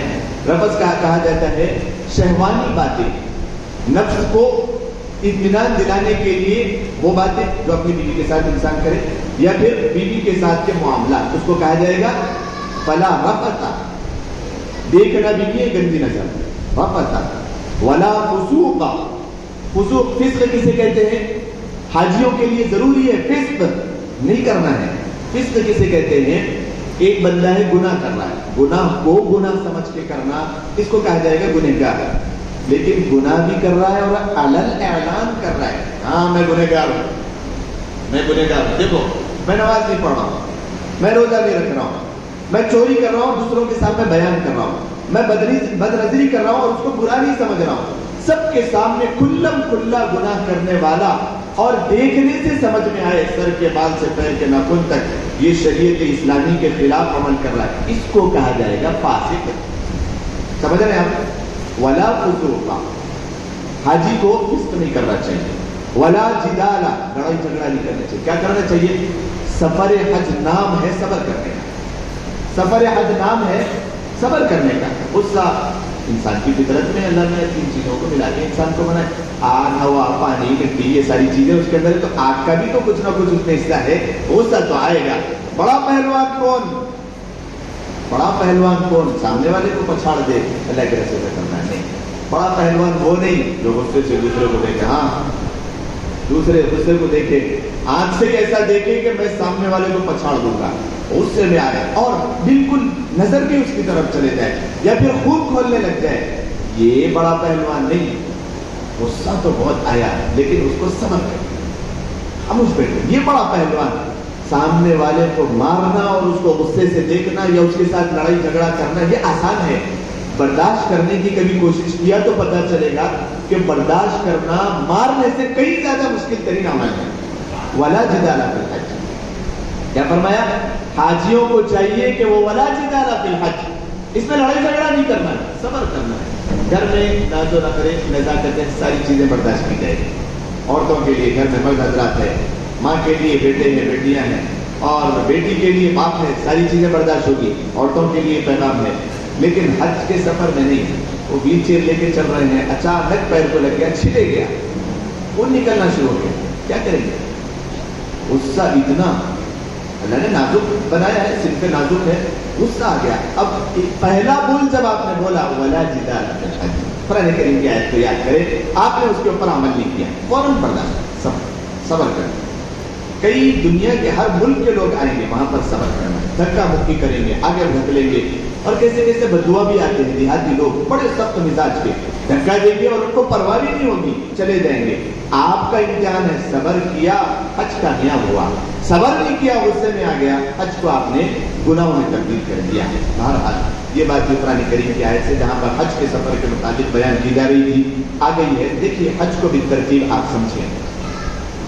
सबसे पहले एहराम बांधना था, एहराम को आपने समझ लिया, 2 चादरें मर्द के लिए हैं, कोई सिली की चीज ना हो, घड़ी पहन सकते हैं, पहन सकते हैं, उभरा हुआ पैर की हड्डी जो है वो दिखना चाहिए, बाकी सर के ऊपर कोई चीज ना लगे, टोपी वगैरह ना पहने, चेहरे के ऊपर कोई चीज ना लगे, बहरहाल इसकी इजाजत नहीं है कि चेहरे के ऊपर कोई चीज लगे, इससे एहतियात करें। औरत के लिए सिर्फ और सिर्फ चेहरा खुला रखना, यही उसका एहराम है, बाकी कोई चीज नहीं है उसके एहराम में। गौर करें आप लोग, चेहरा खुला रखना है। जब कुरान करीम और अहादीस में इस बात की इजाजत दी गई है, चेहरा खुला रखना है, चेहरे पे कोई चीज लगना नहीं। अब पर्दा भी जरूरी है, चेहरे पे कोई चीज लगना नहीं है, पर्दा भी जरूरी है। अब क्या करें? तो मार्केट में ऐसी कुछ कैप्स मिलती है जिसकी वजह से हम आगे कपड़ा डाल सकते हैं। अगर ये काम हम कर लेते हैं एहतियात के साथ कि वो कपड़ा बार बार चेहरे पर न लगे, एक मर्तबा भी न लगे, एहतियात करते हुए एक जगह पर्दा भी हो जाए और एक जगह हमारा احرام بھی مکمل ہو جائے اس طریقے سے کرنا چاہے اجازت ہے. مارکیٹ میں یہ چیزیں ملتی ہیں اور یہ درست ہے، جائز ہے، اس کے اوپر کوئی منع نہیں ہے کہ ہم اگر وہ ٹوپی. لیکن جب شریعت نے اس کا احرام بتایا ہے کہ چہرے کو کھلا رکھنا ہے تو کھلا رکھنے کے اوپر کوئی ممانعت نہیں ہے اتنے دنوں میں. جیسے بعض چیزوں کی اجازت ہوتی ہے نا کہ مسجد میں اگر ہم کسی نمازی کے سامنے سے گزرے، عام کسی دنیا کی مسجد میں بہت بڑا گناہ ہے، 40 سال تک بیٹھ کے افسوس کریں تو بھی گناہ کم نہیں ہوگا، اتنا بڑا گناہ ہے. لیکن حرم میں آپ ایک مرتبہ نہیں 100 مرتبہ گزر جائے کسی کے سامنے سے، 100 مرتبہ گزر جائے کوئی مسئلہ نہیں ہے. اسی طریقے سے حرم میں اس بات کی اجازت ہے کہ آپ چہرہ کھلا رکھیں کیونکہ یہ حرم میں احرام کی حالت میں ہے عورتیں. تو بہرحال اگر احتیاطاً آپ لگا لیتے ہو تو اس بات کی اجازت ہے. باقی آپ کا احرام یعنی عورتوں کا احرام یہ ہے کہ چہرہ کھلا. اب نئی چیزیں نکلی ہے، سفید کلر کا ایک جو ہے نا وہ آ رہا ہے، وہی پہنے تو ایسا لگتا ہے کہ ہاں ہم دکھنا بھی چاہیے. حاجی اور حجانی ماں کا تعلق دل سے ہے، ظاہری طور پر دکھنے سے نہیں ہے. مسلمان کا تعلق ہے ظاہری طور پر دکھے وہ سر کے بال سے پیر کے ناخن تک. ہاں شرعی اعتبار سے سنت کا پابند مرد ہے، سنت کی پابند عورت ہے. عورت گلوز بھی پہن سکتی ہے، پیر کے موزے بھی پہن سکتی ہے، شوز بھی پہن سکتی ہے، واچ بھی لگا سکتی ہے اور اپنے جو بھی زیورات ہیں وہ سارے کے سارے زیورات کر سکتی ہے، کوئی اس کے لیے منع نہیں ہے. لیکن جو چیزیں احرام کی وجہ سے جو نوافذ احرام ہے ان میں سے خوشبو لگانا دونوں کے لیے درست نہیں. خوشبو والے صابن وغیرہ استعمال کرنا درست نہیں، ناخن کاٹنا درست نہیں، سرما لگانا اگر خوشبو والا ہو درست نہیں، بغیر خوشبو والا ہے لگا سکتے ہیں، خوشبو والا درست نہیں. ایسی خوشبو والی چیزیں پکائی گئی، خوشبو ہی سنگ لیتے ٹھہرے ہوئے ہیں ماشاءاللہ، درست نہیں. خوشبو والی چیزوں کا کسی بھی چیز کا استعمال نہیں. نیل کٹ کرنا، بال کاٹنا اور میاں بیوی کے تعلقات، یہ ساری چیزوں سے پرہیز، یہ نوافذ احرام ہے. بہرحال جب ہم نے احرام باندھ دیا، ابھی آپ کے اوپر پابندیاں لازم نہیں ہوئی، پابندیاں لازم نہیں ہوئی. نیت آپ اپنے گھر پر نہ کریں. کیوں؟ کر سکتے ہیں 2 رکعت بھی اگر پڑھ لیتے ہو پڑھ لیں، نیت ابھی نہ کریں. نیت کہاں پر کرنا ہے؟ آپ کو فلائٹ میں کرنا ہے، اور فلائٹ جب ٹیک آف ہو جائے، کیونکہ کوئی بھی آسمانی سلطانی کوئی بھی مصیبت، چاہے پلین کو بھی لائق ہو سکتی ہے، انسان کو بھی لائق. دیر سویر ہو گئی، فلائٹ ڈیلے ہو گئی، کیا کریں؟ احرام میں نیت باندھا ہوا شخص پریشان ہو جائے گا. ڈیلے ہو گئی، 8 گھنٹے ڈیلے ہو گئی، ارے 2-4 دن ڈیلے ہو گئی. نیت کرنے کے بعد وہ نیت کو توڑ نہیں سکتا، پھر دم بھی واجب ہوگا، قضا بھی لازم آئے گی، کفارہ بھی نہیں. کئی احکامات آ جاتے ہیں. اس وجہ سے سہولت جب شریعت دیتی ہے تو اپنے گھر پر نیت نہ کریں. کر سکتے ہیں لیکن نہ کریں. جب آپ فلائٹ میں بیٹھے ہیں اور فلائٹ ٹیک آف ہو اس وقت نیت کریں. آپ احرام باندھیے، ملاقاتیں سب سے کریے. ملاقاتیں کرنے کے بعد اب آپ کو ملاقاتوں میں چند دعائیں ہیں، چند باتیں ہیں، اس چیز کا اہتمام کرنا چاہیے. جب پہلے لوگ جاتے تھے تو وصیت وغیرہ بھی کر کے جاتے تھے. ہمارا بھی یہ ہونا کہ استغفر اللہ دینکم وخواتیم اعمالکم. اگر نہیں یاد ہو تو بس اللہ میاں آپ کے ایمان کی حفاظت کرے، یغفر اللہ لنا ولکم، اس طریقے سے دعائیں دیتے ہوئے ہر ایک سے ملاقات کریں. اور پھر اس کے بعد سفر حج کے لیے جب ہم نکلے تو ابھی آپ کے اوپر کوئی پابندیاں نہیں ہیں، سارے کے سارے احکامات آپ پورے کر لیں گے. بورڈ پاس، بورڈنگ پاس وغیرہ آپ کو مل جائے گا. جب پھر آپ یہاں سے فلائٹ میں بیٹھ جائیں گے اور فلائٹ ٹیک آف ہوگی اس وقت آپ نیت کریں. اب ڈیلے نہ کریں، نیت کر لیں، دیر نہ کریں. بعض لوگ کہتے ہیں میقات آنے سے پہلے کر لیں گے. جدہ سے ایک 20-25 منٹ پہلے میقات آتی ہے جو ہماری میقات ہے، جس کو یلملم کہا گیا. اللہ کے رسول علیہ السلام نے یہ مشرقی جانب سے جو بھی جائیں گے ان کے لیے یلملم میقات ہوگی جدہ آنے سے پہلے. اب اسی لیے میں کہہ رہا ہوں کہ ٹیک آف ہونے کے بعد نیت کر لیں. اب میقات سے پہلے آپ نیت کریں گے، اس کو تاخیر نہ کریں. کیوں؟ کیونکہ حاجی بیچارہ تھکا ہوا ہے، تھکے ہوئے ہوں گے نا. ساری اب پہلے آپ نے سامان وغیرہ پھر اٹھانا، لانا، لے جانا، اور پھر وہ بورڈنگ پاس کے لیے وہاں پر ٹھہرنا، ساروں سے ملاقاتیں کرنا، سب الوداع کہہ رہے ہیں، اور پھر رونا دھونا، اس میں انسان تھک جاتا ہے. ساری ضرورتیں پوری کر کے جب پلین میں آ کے بیٹھا، حالانکہ پلین میں اعلان ہوتا ہے کہ میقات آنے والی ہے، میقات سے گزر رہے ہیں، آپ لوگ نیت کر لیں. لیکن جب بندہ سو گیا تو سو گیا. اب سونے کے بعد میقات سے وہ احرام باندھ کے گزر گیا، اب نیت نہیں کیا، اس کے اوپر دم لازم آ جائے گا. دم لازم آئے گا. ضروری ہے اس کے لیے کہ پھر وہ وہاں سے واپس جائے، کم از کم جو ہے نا ذوالحلیفہ جائیں یا پھر طائف جائیں. یہ دو جو میقات ہے وہ قریب ہوتی ہیں مکے سے. وہاں پر جا کے پھر نیت کر کے آنا ہوگا, تب آپ کے اوپر دم لازم نہیں آئے گا, ورنہ آپ کے اوپر دم لازم آ جائے گا. احرام باندھ کے ایک محرم جب جو ہے نا میقات کو چھوڑ کے آگے بڑھ جاتا ہے تو اس کے اوپر دم لازم آتا ہے, یعنی ایک بکرا اللہ کی راہ میں قربان کرنا. یہ مسئلہ ذہن میں رکھیں. اسی لیے ہم ٹیک آف ہوتے ہی ایئر لائن ہم نیت کر رہے ہیں. نیت کیا کریں گے؟ اردو میں آپ کو بتا رہا ہوں, سمجھیے. یا اللہ میں یہ عمرے کی نیت کرتی ہوں یا کرتا ہوں, آپ میرے لیے آسانی فرمائیے اور اس کو قبول کیجیے. بس. اللہم انی ارید العمرہ فیسرہ لی فتقبلہ منی. عربی میں نہیں یاد ہوا کوئی بات نہیں ہے, ضروری نہیں ہے. ہماری عربی زبان نہیں ہے, حالانکہ جنتی زبان ہے, سیکھنا چاہیے. نہیں یاد ہے, کیا کریں گے؟ یا اللہ عمرے کی نیت کرتا ہوں, یہ احرام باندھتا ہوں عمرے کا, اس میں میرے کو آسانی فرمائیے اور قبول فرمائیے. ختم ہو, کوئی بڑے چڑھے لمبے الفاظ نہیں کہنا ہے. اور اس کے بعد پھر آپ کی نیت ہو گئی, اور آپ کے اوپر اس نیت کے بعد 3 مرتبہ زور سے, آہستہ نہیں, زور سے پڑھنا ہے. لبیک اللہم لبیک لبیک لا شریک لک لبیک ان الحمد والنعمت لک والملک لا شریک لک. اس کا ترجمہ میں نے آپ کو بتایا. ترجمہ سن کے جب آپ پڑھیں گے, خدا کی قسم دل رونا شروع کر دیں. ایک حاجی کے لیے ایسی زبردست سچویشن ہوتی ہے, ایسی جو ہے نا ایک کیفیت ہوتی ہے. توجہ دیں قرآن کریم کے اعلان کی طرف. واذن فی الناس بالحج یأتوک رجالا, اس کو میں نے آپ کے سامنے ابھی ترجمہ سنایا. آپ اذان دے دیجیے, ندا لگائیے. اذان کو اذان کہا جاتا ہے, اس میں اعلان ہوتا ہے. اعلان کرو ابراہیم. آواز لگانا آپ کا کام ہے, پہنچانا ہمارا کام ہے. اللہ نے ان حاجیوں تک پہنچا دی آواز. جو حج کے لیے جا رہے ہیں ان حاجیوں تک اللہ تبارک و تعالیٰ نے پہنچا دی تھی آواز. اب وہ حاجی لبیک کہہ رہا ہے. یا اللہ آپ کے اس اعلان پر, ابراہیم علیہ السلام کی اس ندا پر میں لبیک کہتے ہوئے آ گیا. یا اللہ میں حاضر ہوں, میں حاضر ہوں. لبیک اللہم لبیک, اے اللہ میں حاضر ہوں. لا شریک لک لبیک, آپ کے پاس حاضر ہو رہا ہوں, کوئی اس میں شریک نہیں ہے. بس آپ کی محبت ہے, آپ کو خوش کرنے کے لیے, آپ کو راضی کرنے کے لیے. وللہ, اسی کو فرمایا گیا اللہ کو راضی کرنا سب سے بڑی چیز ہے حج میں. کوئی اور مقصد نہیں, بس اللہ کو راضی کرنا ہے. یا اللہ آپ کو راضی کرنے کے لیے. لا شریک لک لبیک ان الحمد والنعمت لک والملک. یا اللہ ساری تعریفیں آپ کے لیے ہیں. ان الحمد والنعمت, اور ساری تعریفیں آپ کے لیے, اور ساری نعمتیں آپ ہی نے ہمیں دی ہیں.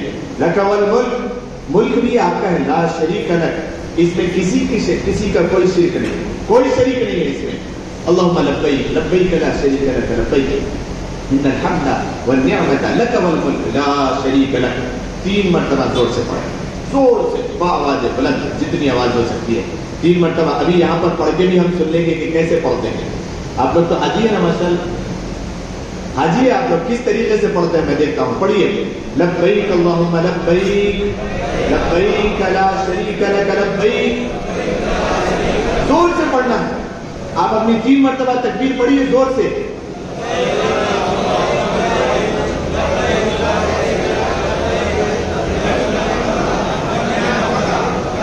ایک آواز میں پڑھیے. لبیک اللہم لبیک لبیک لا شریک لک لبیک ان الحمد والنعمت لک والملک لا شریک لک.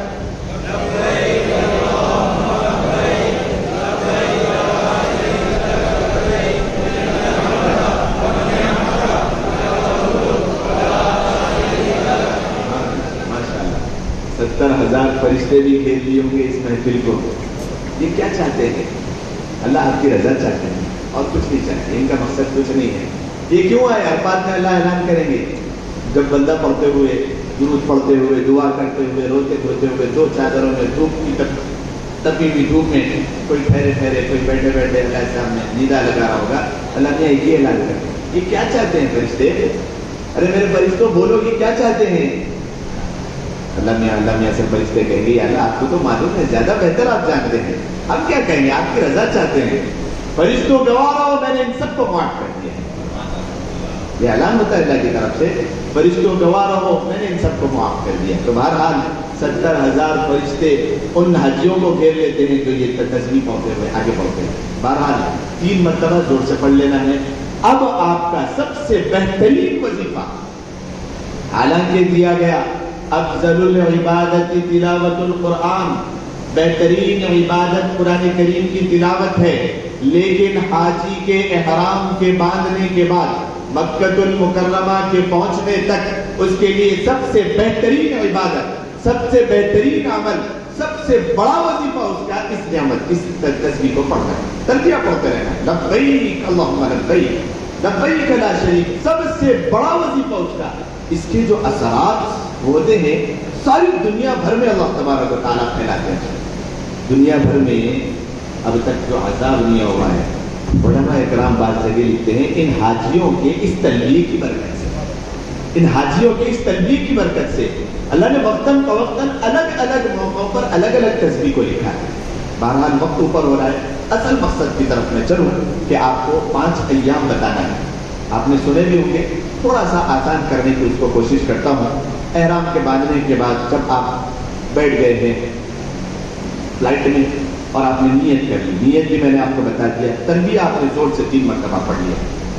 پریشان نہ ہو، سب سے پہلی چیز جلد بازی نہیں کرنا کسی بھی چیز میں. اذان کا جواب دے لیں گے، شاید سب سے قریب مسجد کی اذان کریں. اللہ اکبر اللہ اکبر.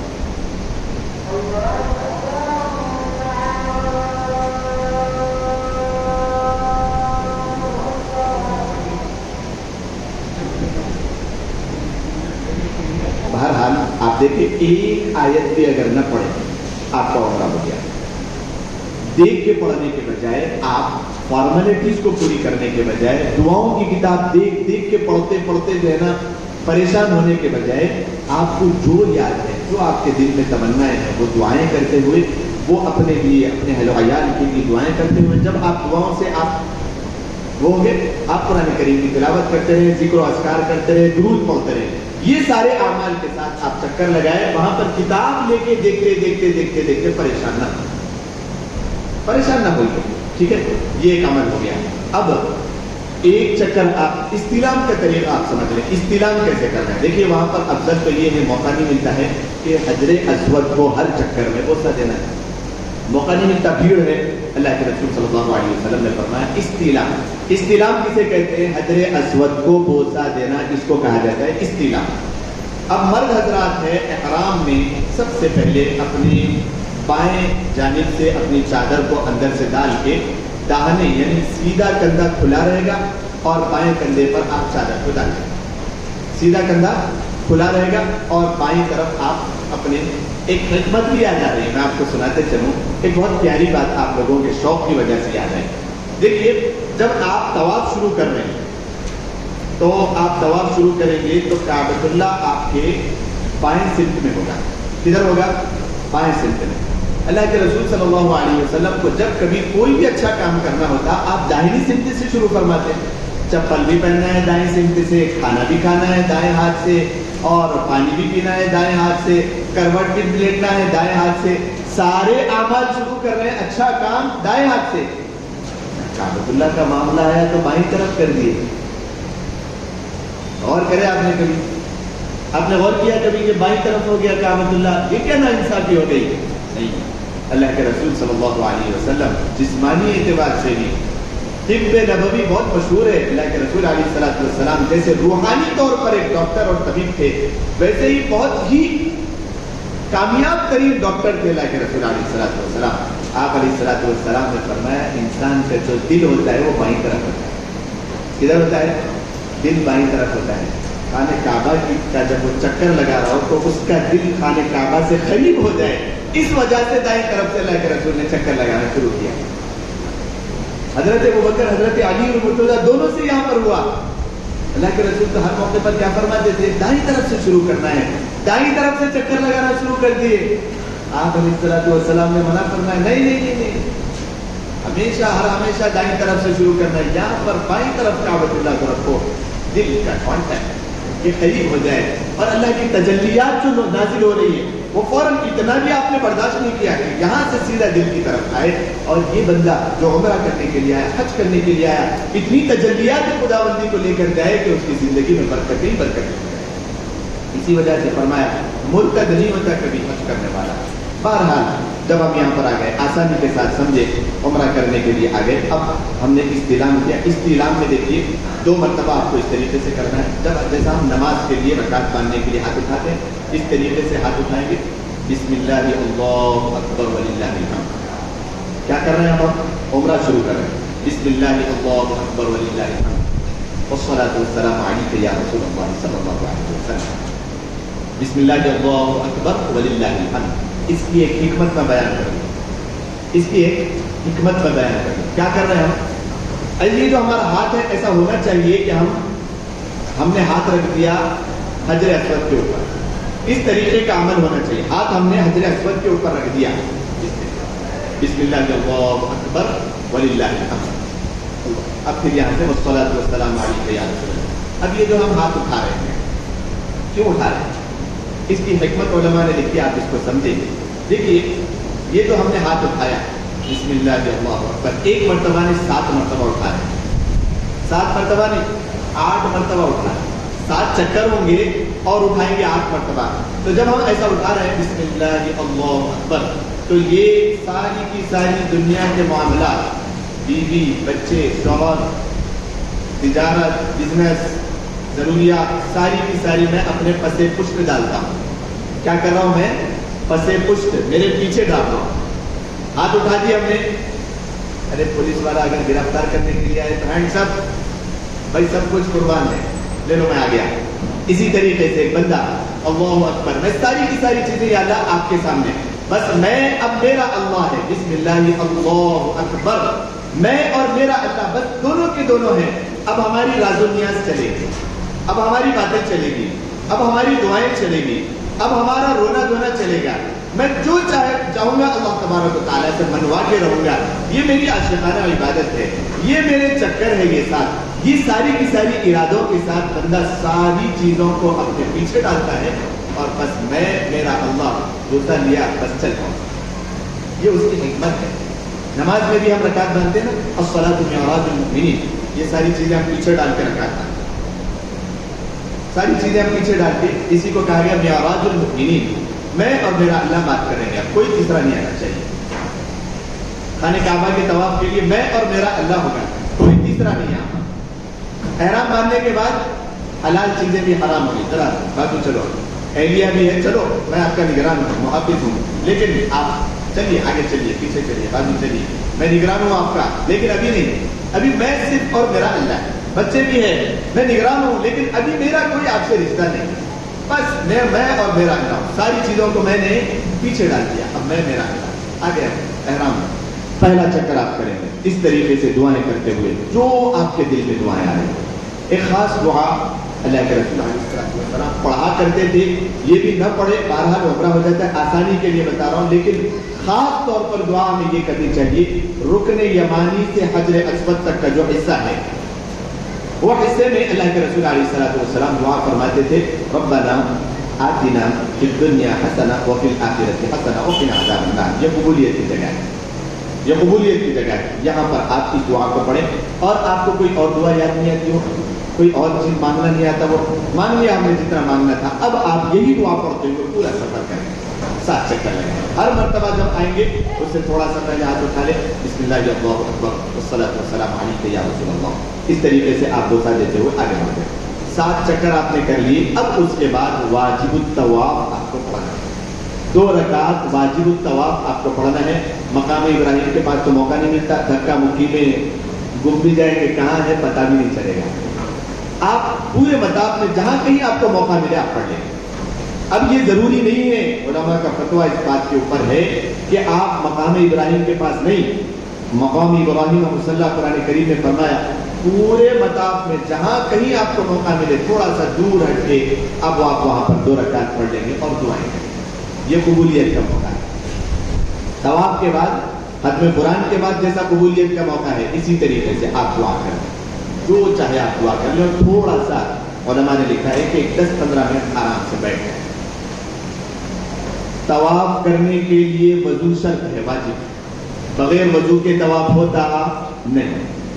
اب سعی کے لیے جا رہے ہیں، آپ کو وضو نہیں ہے، کوئی مسئلہ نہیں، ذہن میں رکھیں بغیر وضو کے طواف ہوتا اور بغیر وضو کے سعی ہو جاتی ہے، بغیر وضو کے آپ سعی کر سکتے ہیں۔ اب یہاں سے جب آپ دعا کر کے نکلے، امید کہ شاید آواز وہاں تک آ رہی ہوگی، آواز پیچھے تک آ رہی ہے تو پھر میں بیان جاری رکھوں۔ الحمدللہ یہاں پر ایک چیز آپ کو جو استباع کرنا ہے وہ آپ ذہن میں رکھیں، جیسے میں نے کہا کہ آپ چادر کو ڈالیں گے، مرد حضرات کے لیے ہے۔ اس کی وجہ تسمیہ یہ ہے کہ دیکھیے مدینے سے جب حج کرنے کے لیے صحابہ کرام آئے تھے، یثرب تھا وہ، وہاں کی آب و ہوا میں تھوڑی سی بیماری تھی۔ قریش مکہ کہتے تھے یہ ہمارے اچھے خاصے بھائی صحت مند جب چلے گئے مدینہ منورہ، یہ بیمار لوگ ہیں، یہاں پر آ کے اس طریقے سے بیماری کے ساتھ یہ اس طریقے سے کریں گے۔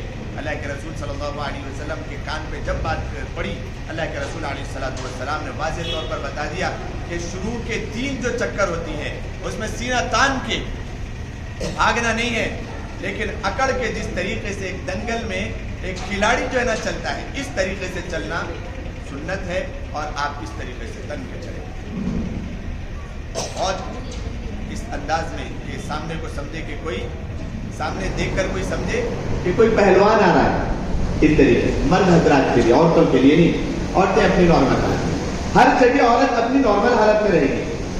صحیح میں بھی میں آپ کو واضح طور پر بتا رہا ہوں، ابھی صحیح میں ہم پہنچیں گے، وہاں پر بھی عورتیں اپنی نارمل حالت میں چلے گی۔ میلین اخضرین کے پاس بھی میں نے بعض عورتوں کو دیکھا ہے چلتے ہوئے، ہم اپنے دادا کی ویل چیئر لے کے چل رہے تھے کہ ان کے اوپر بھی اب میلین اخضرین سے تیز جانا ہے، ہمارے لیے بھی جانا ہے۔ ہمارے لیے سعادت کی بات تھی کہ والد صاحب، والدہ اور دادی دادا کے ساتھ ہم حج کر رہے، عمرہ کر رہے تھے، تو وہاں پر تیز بھگانا، میں نے دیکھا کہ عورتیں گھٹنے اٹھا کے اور سن چڑھا کے کتنی تیز بھاگ رہی ہے، تو میں نے اللہ کی بچی کوئی بتاتا ہی نہیں، سیکھ کے آتے ہیں، سیکھ کے آتے بہتر ہوتا نا، کہ کیا گھٹنے اٹھا کے بھاگ رہی، کس نے سکھایا یہ؟ پیسے تو خرچہ کرنا آ گیا، مسائل سیکھنا نہیں آیا۔ بہرحال رمل میں 3 چکر آپ کو اکڑ کے چلنا ہے، باقی کے 4 چکر آپ کو نارمل حالت میں چلنا ہے۔ چادر جو آپ نے دائیں کندھے کو کھلا رکھا اور بائیں پہ چادر آپ نے ڈال دی، 7 چکر مکمل آپ کھلا رکھیں گے، اس کے بعد آپ کھلا نہیں رکھیں گے، 7 چکر آپ کھلا رکھیں گے، اس کے بعد آپ کھلا نہیں رکھیں گے۔ بعض لوگ اسی جب تک احرام اترتا نہیں مکروہ ہے، سعی میں بھی پورا کھلا ہوا ہے، نماز میں کھلا ہوا ہے۔ نماز بھائی کتنا کپڑا پہننا چاہیے نماز کے لیے یہ سیکھنا ہے، کتنا کپڑا پہننے کے بعد نماز ہوتی ہے، یہ حصہ کھلا ہوا ہے، نماز ہو رہی ہے۔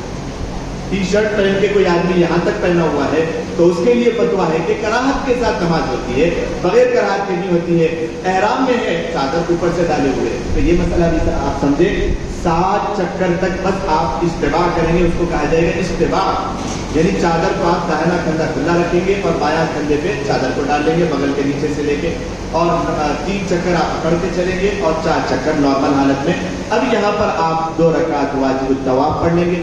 اگر مکروہ ٹائم ہے، یعنی صبح جو ہے نا اشراق کا وقت ہے، 20 منٹ فجر کی نماز کے بعد آپ 2 رکعت یہ بھی نہیں پڑھیں گے، بیٹھ جائیں گے تھوڑی دیر۔ زوال کا وقت ہے 12 بجے سے 12:30 تک کا، 1:45 بجے تک کا یہ وقت آپ احتیاط کر، اس میں بالکل یہ پونا گھنٹہ اگر ہے آپ اس کے اندر وقت دیکھ کر اگر آپ عمل کر رہے ہیں بہت بہتر ہے وہاں پر زوال کا وقت، ورنہ آدھا پون گھنٹہ یہ وقت میں آپ واجب الطواف بھی نہیں پڑھیں گے، تھوڑا سا رک جائیں گے۔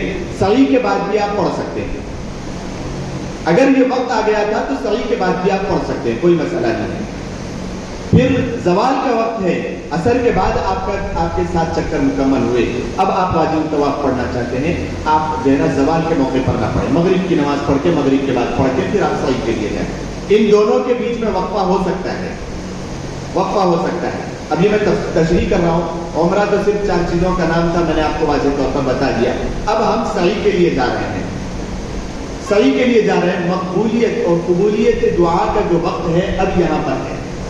سعی کے لیے جب ہم جائیں تو ان الصفا والمروۃ من شعائر اللہ پڑھتے ہوئے اب پہاڑی کی طرف اب جائیں تو وہاں پر ٹھہر کر دعا کرنے کی کوشش کریں جہاں سے کعبۃ اللہ نظر آ رہا۔ بھیڑ بھاڑ کی وجہ سے اگر نظر نہ آتا ہو کوئی مسئلہ نہیں ہے، थोड़ा सा काबतुल्लाह की सीध में हट के, काबतुल्लाह की तरफ हट के जो हो सकता है अपने से दुआ मांग कर, फिर ये दुआ की कबूलियत का मौका है, आप सही शुरू करेंगे। सफा से मरवा जब आप जाएंगे, एक चक्कर आपका मुकम्मल हो गया। ये वाक़या हमारे साथ पेश आया कि बाद लोग अभी तक भी इस मसले के अंदर उलझ रहे हैं कि 7 चक्कर जब लगाना है सफा और मरवा के, तो सफा से मरवा, मरवा से सफा, ये मुकम्मल पूरा का पूरा गोल राउंड मार के आने के बाद एक चक्कर शुमार करते हैं। हालांकि ऐसा नहीं, अपने साथ जो थे वो लोग बहुत लंबा है, इतना आसान नहीं उम्रा करना, इतना आसान नहीं हज करना। क्यों? तो सफा मरवा में तो 3 घंटे लगते हैं। उन्होंने कहा कि ये क्यों? तो पूरा चक्कर मार के एक समझ रहे चक्कर, हालांकि वाज़ेह तौर पर बताया गया। अब हर एक साथ नहीं होते वहां पर, हर एक वहां पर साथ नहीं होते हैं, हो सकता है कि कुछ ऊपर नीचे हो जाए मौका। तो बहरहाल सफा से आप एक मरवा तरफ गए, एक आपका चक्कर हो गया। मरवा से फिर आप सफा की तरफ आए, 2 चक्कर हो गए। फिर आप सफा से मरवा की तरफ गए, 3 चक्कर हो गए। फिर मरवा से आप सफा की तरफ आए, 4 चक्कर हो गए। फिर आप सफा से मरवा की तरफ 5, फिर मरवा से सफा की तरफ 6, फिर सफा से मरवा की तरफ 7। इस तरीके से 7 चक्कर आपके हो गए, यानी आधी चक्कर को एक चक्कर कहा जाएगा। अब इसमें मीलैन अख्तरैन आते हैं, यानी एक हरी लाइट का एक हिस्सा आता है, उसमें क्या करना है?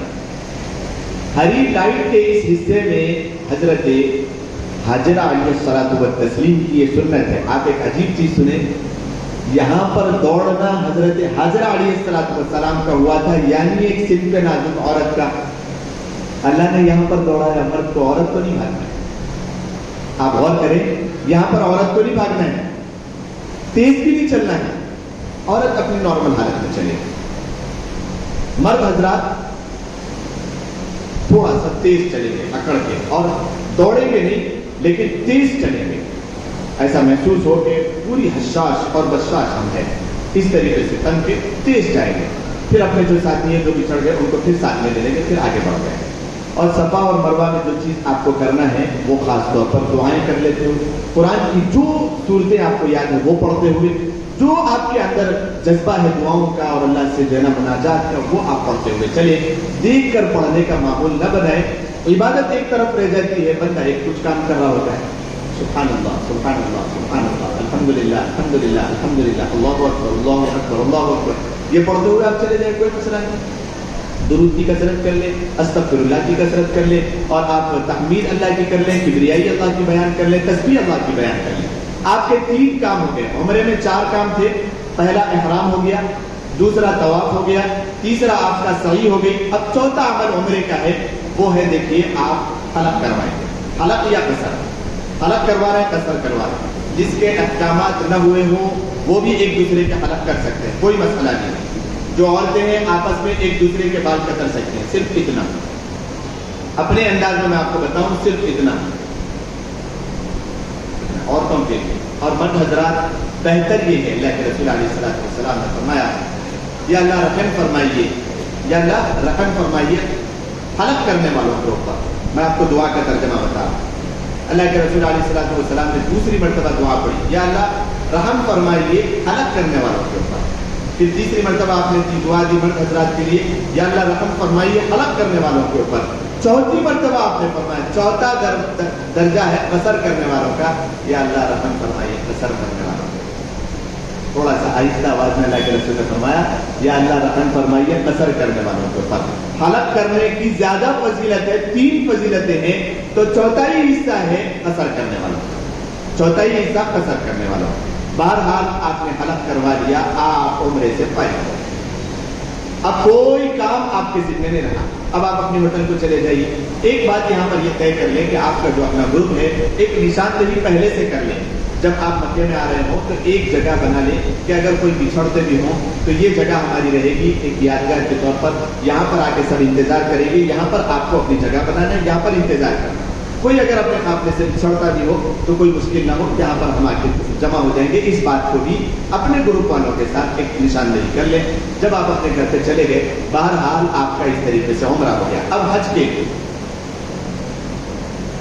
जमजम पीना तवाफ के बाद, ये भी जो है ना बहरहाल सुन्नत है। واجب فرض میں سے نہیں ہے. زمزم آپ جتنا چاہیے بہرحال چکر کرتے ہوئے وہیں پر نل لگے ہوئے پی سکتے ہیں. سنت عمل ہے, ثواب ہے اس کا, کریں. بہرحال عمرے پہ کوئی اثر نہیں آئے گا, لیکن ساری سنتوں کو جان کر ضرور عمل کرنے کی کوشش کریں. کوئی ایک بھی چیز ایک گھٹ صحیح ہم تصویر کرنے کے بعد پی لیں, طواف کرنے کے بعد پی لیں, سنت کو عمل کرنے کے لیے اس کا ثواب الگ ہے. بہرحال جب پھر ہم یہاں سے اپنی ہوٹل چلے جائیں گے, اب آپ حلال ہو گئے, احرام آپ سے اتر گیا, نہا دھو کے آپ پاک صاف ہو گئے. اب آپ کے 8-10 دن جو بچے ہیں اس میں کیا کرنا ہے؟ اب آپ کو انتظار کرنا ہے 8 ذی الحجہ تک. 8 ذی الحجہ تک کوئی اب فرائض واجبات نہیں ہے آپ کے لیے. اب آپ سہولت کے ساتھ فری ہیں. اس میں آپ ایک ارادہ تو سب سے پہلے یہ کر لیں کہ مکہ المکرمہ میں جتنے دن آپ رہیں گے ایک قرآن مکمل کریں. مدینے میں آپ جتنے دن رہیں گے ایک قرآن مکمل کریں گے. اس بات کا تہیہ کر لیں. کامیاب سفر, کامیاب سفر, کامیاب سفر وہ ہے جو ایک قرآن کم از کم مکمل کرے. آپ جیسے قرآن اگر ہے, ہم اپنے اوپر مان لیتے تھے کہ یہاں پر ہم 3 سے 4 قرآن مکمل کریں گے, مدینے میں ہم 3 سے 4 قرآن مکمل کر لیں گے. مکمل حافظ قرآن کے لیے کوئی مسئلہ نہیں ہے. عام لوگ ایک قرآن ارادہ کریں, پکا اپنے دل سے وعدہ کر لیں کہ ایک قرآن میں مکے میں پڑھوں گا, ایک قرآن میں مدینے میں پڑھوں گا. اب وقت کو ضائع نہ کریں. ایک نماز کو ہم مکے میں پڑھنے کی کوشش کریں. عام مساجد سے 1 لاکھ گنا زیادہ ثواب ملتا ہے مکے میں نماز پڑھنے کا, کعبۃ اللہ میں نماز پڑھنے کا, حرم میں نماز پڑھنے کا, مطاف میں نماز پڑھنے کا. 1 لاکھ گنا زیادہ ثواب. اب آپ دیکھیے وہ تو ہم کو یہاں پر نہیں مل سکتا ہے, کوئی بھی چیز خرچ کر کے بھی نہیں مل سکتا ہے. وہاں پر کے لیے سب سے بڑی چیز ہے ہر نماز کے بعد کچھ قرآن پڑھنے کا ارادہ کر لیں. ذکر و اذکار میں اور نیک اعمال میں اپنے وقت کو گزارنے کی کوشش کریں. اب آپ کے لیے 8 ذی الحجہ شروع ہو گیا. 8 ذی الحجہ سے 8, 9, 10, 11, 12 یہ 5 دن خاص طور پہ ہے حج کے. حج کے صرف 5 دن. حج کے 5 دن میں 9 عمل کرنا ہے جو کہ فرض اور واجب ہے. ان فرض اور واجب میں کمی آنے کی وجہ سے دم بھی واجب ہوگا, ہو سکتا ہے کہ کفارہ بھی ہو سکتا ہے کہ قضا بھی لازم آ جائے. اور اگر یہ 9 اعمال ہم کر لیتے ہیں تو ہمارے اوپر کوئی چیز لازم نہیں آئے گی. آسان حج میں آپ کو خاص طور پہ بتا دوں. دیکھیے تفصیل اس کے بعد انشاءاللہ کروں گا. 9 اعمال کیا کرنے ہیں؟ 3 فرض کو آپ سمجھ لیں. احرام, وقوف عرفہ اور طواف زیارت. احرام, وقوف عرفہ اور طواف زیارت, یہ 3 چیزیں حج میں فرض ہے. یہ 5 دنوں میں بھی 3 چیزیں فرض سے آپ نکل گئے. 6 چیزیں واجب ہے. کیا ہے؟ پہلی رات تو ہم مینا میں رکیں گے, وہاں پر کوئی واجب نہیں. دوسرا ہم جو رکیں گے عرفات میں وہ تو فرض ہے, میں نے ابھی آپ کو بتایا, وہاں پر بھی کوئی واجب نہیں. اب وہاں پر مغرب کے بعد ہم نکلے ہیں مزدلفہ. مزدلفہ میں فجر کی نماز کے بعد تھوڑی سی دیر رکنا, خالی ٹھہرنا, دعائیں کرنا اس میں, یہ واجب, پہلا واجب. خالی ٹھہرنا واجب. مزدلفہ میں فجر کی نماز کے بعد وقوف کرنا تھوڑی سی دیر, یہ پہلا واجب. 6 میں سے 1 نکل گیا, 5 بج گئے. دوسرا عمل ہم نے کیا کیا؟ پے در پے, ترتیب یہاں پر واجب ہے. دوسرا عمل ہم نے پہلے وقوف مزدلفہ کیا, اس کے بعد ہم وہاں سے چلے گئے قربانی کرانے کے لیے. کیا کیا ہم نے؟ دوسرا واجب. قربانی کیا ہے؟ یہ واجب ہے, دوسرا واجب. تیسرا ہم نے حلق کرایا. حج میں حلق کرانا یہ تیسرا واجب. 6 واجب میں نے آپ کو بتایا تھے, 3 ہو گئے. اب یہاں سے چوتھا واجب رمی جمار کرنا, چوتھا واجب. پھر آپ وہاں سے نکل گئے ہیں طواف زیارت کے لیے, یہ 5واں واجب. طواف زیارت کے بعد جب بھی آپ مکہ چھوڑیں گے 5ویں واجب کے بعد, ہاں آپ نے طواف زیارت کے بعد جو آپ نے سعی کی, سعی کرنا ہے طواف زیارت کے بعد, یہ 6واں واجب ہے. اور جو میں نے آپ کو رمی جمار کہا یہ نہیں, بلکہ جب آپ مکہ المکرمہ چھوڑیں گے اس وقت آپ کو طواف وداع کرنا ہے, یہ 6واں واجب. 6 واجب مکمل. ارے سمجھ رہے ہیں آپ؟ پھر ایک مرتبہ میں آپ کو بتاتا ہوں. پے در پے تو 4 چیزیں کرنی ہیں 10 ذی الحجہ کو. فرض تو آپ 3 چیزیں سمجھ گئے. آسان حج، اتنا آسان جس کی کوئی حد نہیں. 3 چیزیں تو آپ سمجھ گئے، احرام، وقوف عرفات، طواف زیارت. یہ 3 چیزیں فرض ہیں. 6 چیزیں واجب ہیں. پہلی چیز مزدلفہ میں فجر کی نماز کے بعد وقوف کرنا، یہ پہلا واجب. اب یہاں سے آپ نکل گئے، تھوڑا سا وقوف کرنے کے بعد اب مینا جانا ہے. یہ عید کا دن ہے، 10 ذی الحجہ ہے. 8 سے آپ کا حج شروع ہوا تھا. 8 کو کوئی واجب نہیں، 9 کو تو فرض ہو گیا، عمل میں آ گیا. اب یہ 10ویں ذی الحجہ کو وقوف مزدلفہ پہلا واجب. دوسرا ہے آپ کے لیے قربانی کرانا. تیسرا ہے آپ کے لیے حلق کرانا. چوتھا ہے آپ کے لیے طواف زیارت کے بعد کی سعی جو ہے یہ واجب ہے. طواف زیارت فرض ہے، طواف زیارت کے بعد کی سعی یہ واجب ہے. اور پھر اس کے بعد آپ جب خانہ کعبہ کو چھوڑیں گے وہاں سے آپ کو جو ہے نا طواف جو کرنا ہے، طواف وداع، یہ 6واں واجب ہے. یہ اس طریقے سے 6 واجب آپ کے ہو گئے. یہ 6 واجبات اور 3 فرائض، یہ 6 واجبات اور 3 فرائض کو ملا کے اس طریقے سے آپ کا حج ہو گیا. اب اس کی تفصیل ہم آپ کو بتا دیتے ہیں 10 سے 15 منٹ کے اندر انشاءاللہ. 10 سے 15 منٹ کے اندر بتائیں گے. اس کے بعد جماعت ہو سکتی ہے. وقت اگر ہو تو پھر آپ کو میں تھوڑی سی تفصیل بتا دوں گا، انشاءاللہ آسان ہو جائے گا. دیکھیے، ہم سب سے پہلے پہنچیں گے 8 ذی الحجہ کو فجر کی نماز کے بعد. 8 ذی الحجہ کو فجر کی نماز کے بعد ہم مینا کی طرف روانہ ہو رہے ہیں. بھیڑ کے زیادہ ہونے کی وجہ سے بعض معلمین 7 ذی الحجہ کو لے کے چلے جاتے ہیں، کوئی مسئلہ نہیں ہے. 6 ذی الحجہ کو لے کے چلے جاتے ہیں، کوئی مسئلہ نہیں ہے. آپ 6 کو پہنچ جائیں یا 5 کو پہنچ جائیں، زوال سے پہلے آپ کو پہنچ جانا ہے مینا میں. اب وہاں پر صرف 5 نمازیں پڑھنا ہے، کچھ بھی نہیں کرنا ہے. 8 ذی الحجہ کو 5 نمازیں پڑھنا، حج کا ایک آپ کا رکن ادا ہو رہا ہے. ایک دن ختم ہو رہا ہے، ایک تاریخ. ظہر، عصر، مغرب، عشاء اور پھر 9 ذی الحجہ کی فجر. یہ 5 نمازیں آپ کو پڑھنا ہے. پہلا کام یعنی 8 تاریخ، 5 دن ہے حج کے، ان میں سے 1 تاریخ مکمل ہو رہی ہے، صرف 5 نمازیں پڑھنے ہیں. وجہ تسمیہ کیوں جمع کیا گیا یہاں؟ ساری دنیا سے لوگ جمع ہوتے تھے مکہ المکرمہ. مینا میں پہنچا کر حج کے ارکان سکھانے کے لیے یہاں پر جمع کیا جاتا تھا. وجہ آپ سمجھ رہے ہیں؟ مینا میں جمع کیا جاتا تھا خالی یہاں پر نماز پڑھو اور ارکان حج سیکھو. رمی جمار کب کب کرنا ہے، کیسے کرنا ہے، قربانی کیا کرنا ہے، وقوف عرفہ کیا کرنا ہے، طواف زیارت کب کرنا ہے، کیسے کرنا ہے، اور طواف وداع کب کرنا ہے، یہ چیزیں سکھانے کے لیے مینا میں جمع کیا جاتا تھا. یہ چیز آپ پہلے سے سیکھ کے جا رہے ہیں، اس وجہ سے صرف 5 نمازیں آپ کو پڑھنا ہے. ظہر 8 ذی الحجہ کو ظہر، عصر، مغرب، عشاء اور 9 ذی الحجہ کی فجر مینا میں پڑھیں. اب فجر کی نماز کے بعد آپ چلے ہیں عرفات کی طرف. یہ اصل دن، اللہ کے رسول صلی اللہ علیہ وسلم نے فرمایا الحج العرفہ، حج یہ صرف عرفے کا دن ہے. اسی لیے آپ نے دیکھا ہوگا، سنا بھی ہوگا کہ جو لوگ بیمار ہوتے ہیں یا پھر جانکنی کے عالم میں ہو، مرنے کے قریب، مرض الوفات میں بھی ہو، تو وہاں کی حکومتیں ان کو بائی پلین سے ہی عرفات کے میدان کے اوپر سے گزار دیتی ہیں. ایک لمحہ بھی وہاں سے اگر گزر گیا آپ کا حج ہو گیا. سارے ارکان اب واجبات میں آئیں گے، مستحبات میں آئیں گے، سنن میں آئیں گی، اور پھر آداب میں آئیں گے، مندوبات میں آئیں گے. فرض تو اصل اللہ کے رسول علیہ الصلوۃ والسلام نے فرمایا کہ الحج العرفہ، حج یہ عرفے کا دن ہے، اصل عرفے کا دن. بہرحال آپ کا عرفے کا دن شروع ہوگا، زوال سے پہلے تک آپ پہنچ گئے عرفے کے میدان. عرفے میں بھی کیا کرنا ہے، کوئی اور خاص طور پہ عمل نہیں ہے. ایک بات تو میں آپ کو بتاتے ہوئے عرفے کے دن تک پہنچا ہوں، یہ ایک بات میں رہ گئی تھی کہ یہ جو عمرہ کرنے کے بعد 8 سے 10 دن آپ کو انتظار کرنا ہے. 8 ذی الحجہ کیا، 8 سے 10 دن آرام کرنا ہے. تو اس میں علماء نے لکھا کہ حاجی اپنے آپ کو زیادہ نہ تھکائے.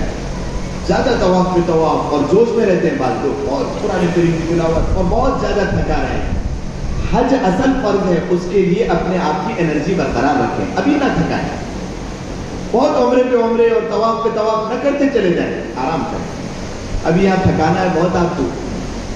مینا پہنچے 5 نمازیں پڑھیں، پھر اس کے بعد عرفات آپ پہنچے. آپ عرفات میں زوال سے پہلے پہنچ گئے. اب یہاں پر آپ کو جمع بین الصلاتین کرنا ہے. اس کو بھی آپ سمجھیں، اس کے اندر کی بھی ذری باریکی ہے. جمع بین الصلاتین تو ہم سمجھ گئے، تقدیم یعنی ظہر اور عصر کو ملا کے پڑھنا ہے. وہاں پر جماعت کے ساتھ مسجد نمرہ میں نماز ہوتی بھی ہے. اب احناف کا مسئلہ خاص طور پہ 100% ہی یہاں پر احناف ہوں گے. میں آپ کو بتاتا ہوں کہ ہمارا کیا مسلک ہے، کیا کرنا ہے. امام ابو حنیفہ رحمۃ اللہ علیہ فرماتے ہیں کہ ہمیں اپنی اپنی نماز چاہے جماعت بنا کے ہو اپنے خیمے میں پڑھ لینا ہے، اپنے وقت کے اوپر. سمجھیے اس بات کو. جو لوگ مسجد نمرہ جا رہے ہیں پڑھنے کے لیے جوش میں، کئی نقصانات ان کو ہوں گے. ایک تو نماز بھی جلدی پڑھنا ہوگا، کیونکہ وہ جو آتے ہیں امام صاحب مسجد نمرہ میں وہ مسافر ہوتے ہیں، وہ مقیم نہیں ہوتے وہاں کے، وہ ریاض سے آتے ہیں پڑھانے کے لیے. اب وہ جب ریاض سے پڑھانے کے لیے آئے تو وہ مقیم ہونے کی وجہ سے ان کو پڑھنا ہے 2 رکعت. وہ 2 رکعت کی نماز بنا کے پڑھائیں گے. اب 2 رکعت پڑھاتے ہی یہ جو بندہ وہاں تک پہنچ بھی گیا ہے، پڑھ بھی سکتے ہیں، گناہ نہیں ہے. پڑھنے کے بعد فوراً امام صاحب سلام پھیرتے ہی ٹھہرنا ہے، اپنی 2 رکعت بغیر کچھ پڑھے کے تیزی کے ساتھ 2 رکعت مکمل کریں گے. ہو گیا آپ کی 4 رکعت. اور وہاں پر امام صاحب تو 2 رکعت پڑھاتے ہی پھر دوسری جماعت ٹھہر جاتی ہے. ایک تکبیر ایک اذان کے ساتھ 2 نمازیں پڑھنا ہے، ظہر اور عصر. ایک تکبیر ایک اذان کے ساتھ ہم اپنے خیمے میں رہ کر اپنی 4 رکعت پڑھیں گے، کیونکہ ہم ابھی یہاں پر مقیم ہیں. مقیم اور مسافر کا مسئلہ بھی سمجھیں. شاید ہو سکتا ہے کہ میں الجھا نہ دوں آپ لوگوں کو، کیونکہ میں نے خلاصہ بیان کر دیا، اسی لیے اس کی تفصیل بیان کر رہا ہوں. الجھنا نہیں ہے احکامات میں. نماز پڑھنے کی بات چل رہی ہے. 4 رکعت ظہر کے وقت میں ظہر کی نماز پڑھ لیں، 4 رکعت عصر کے وقت میں عصر کی نماز پڑھ لیں، اپنے خیمے میں پڑھ لیں. وہاں پر جائیں گے، بھیڑ بھڑک کی وجہ سے گم جائیں گے. ڈھونڈنے میں قافلہ بھی پریشان، اپنے ساتھ کے جو ہے نا جو بھی گروپ میں ہوں گے گروپ ممبرس بھی پریشان. آپ کی ایک کی وجہ سے سب کو تکلیف برداشت کرنا پڑے گا، اور پھر وہاں سے نکلنے میں بھی پھر دیر ہوگی، اور پھر فوراً وہاں سے مزدلفہ پہنچنا ہے. تو بہرحال مسجد نمرہ نہ جائیں، اور اتنی ہمت اکثر لوگ کرتے بھی نہیں ہیں. بعض لوگ کرتے ہیں تو جا رہے ہو تو پڑھ کے پھر فوراً آئے، کچھ نشاندہی کرتے لوگ. بہرحال 4 رکعت اپنے خیمے میں ظہر کی پڑھ لیں. ظہر کے موقع پر 4 رکعت. یہ موقع جو ہے عرفات کا، جو ہم زوال کے بعد پہنچے ہیں، غروب تک یہاں پر رکنا ہے. اس میں خاص عمل صرف دعا ہے. اللہ کے رسول صلی اللہ علیہ وسلم ظہر اور عصر جمع بین الصلاتین تقدیم کرنے کے بعد مکمل 4 سے 5 گھنٹے اپنی اونٹنی کے اوپر بیٹھ کر دعا کرتے ہیں، ایسی تیز ترنار دھوپ میں. اللہ کے رسول صلی اللہ علیہ وسلم نے فرمایا سب سے زیادہ جو شیطان کمزور پڑتا ہے وہ عرفے کے دن، کیونکہ زندگی بھر کے اس کے جو ہے نا کرتوت کام محنتیں خراب ہو گئی. عرفے میں جو آ گیا وہ ایسے ہو گیا جیسے ابھی اس کی ماں کی پیٹ سے وہ جنا ہے. نام اعمال اس کا بالکل صاف ہو گیا. حضرت عمر فاروق رضی اللہ تعالیٰ عنہ فرماتے ہیں میں نے شیطان کو دیکھا عرفے کے دن، ایک آدمی کو دیکھا بہت کمزور، لاغر، ہڈیوں کا ڈھانچہ جس کو ہم کہتے ہیں، کمزور، گرتا پڑتا ایسا آ رہا ہے. حضرت عمر فاروق نے اس کو دیکھا، ہاں بھائی کدھر، کہاں کا ارادہ ہے، کدھر جا رہا ہے؟ تو اس نے کہا کہ میں شیطان ہوں. اچھا یہ کیا حالت بنا کے رکھی ہے، بھاگنے کا بھی دم نہیں ہے. امیر المؤمنین کو دیکھ کے وہ دوسرے راستے سے بھاگ جاتا تھا، اب بھاگنے کا بھی دم نہیں ہے. یہ کیا حالت بنا کے رکھی، کھاتا پیتا اچھے گھرانے کا نظر آتا تھا، یہ کیا ہے؟ تو اس نے کہا کہ سرکار ساری زندگی کی محنتوں کے اوپر پانی گر گیا. آج کی جو رحمتیں نازل ہوئی سب کے سب بخشے بخشائے ہو گئے. زندگی بھر کی محنتیں غلط ہو گئی، اکارت چلی گئی، اسی لیے کمزور ہو گیا. تو واقعہ حضرت عمر فاروق رضی اللہ تعالیٰ نے بیان کیا. تو وہ دن بہت مقدس ترین دن ہے دنیا میں، جو اللہ تبارک و تعالیٰ کی تجلیات اور رحمتیں نازل ہوتی ہے. سب سے زیادہ پورے مکمل دنوں میں اکثر علماء نے لکھا شب قدر سے زیادہ، شب برات سے زیادہ، لیلۃ الجائزہ سے زیادہ، محرم الحرام کے مہینے سے زیادہ، رمضان المبارک کے مہینے سے زیادہ، سب سے زیادہ پورے سال بھر میں اللہ تبارک و تعالیٰ کی جو رحمتیں نازل ہوتی ہے وہ عرفے کا دن ہے. عرفے کا دن، عرفے کے دن کو ہم جو ہے نا کام میں لائیں، بالکل بھی ضائع. اتنی دعائیں کریں، اتنی دعائیں کریں.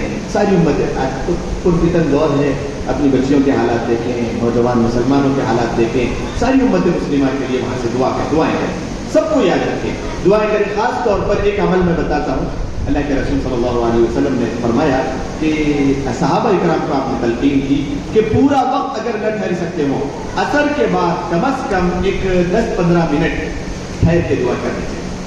سنت ادا کریں، سنت ادا کریں، ٹھہر کی دعا کرنی چاہیے. باقی اوقات میں آپ پہاڑوں کے اوپر کہیں بھی بیٹھ جائیں، اپنے خیمے میں بیٹھ جائیں، دعا کرتے رہیں. وہاں کا عمل دعا کرنے کا ہے تو دعا کثرت کے ساتھ کریں. اب زوال کا وقت جیسے ہی ہوا، غروب آفتاب کے بعد آپ وہاں سے نکل جائیں. غروب آفتاب ہوتے ہی جلد بازی نہ کریں، کوئی پریشانی نہیں، کوئی مشکل نہیں. اب آپ وہاں سے نکل رہے ہیں سیدھا مزدلفہ کی طرف جائیں رات گزارنے کے لیے. مزدلفہ میں جب آپ پہنچ جائیں گے وضو وغیرہ کر کے، مزدلفہ کی بات میں بتا رہا ہوں، ابھی یہ 9 ذی الحجہ ہے، دوسرا دن چل رہا ہے.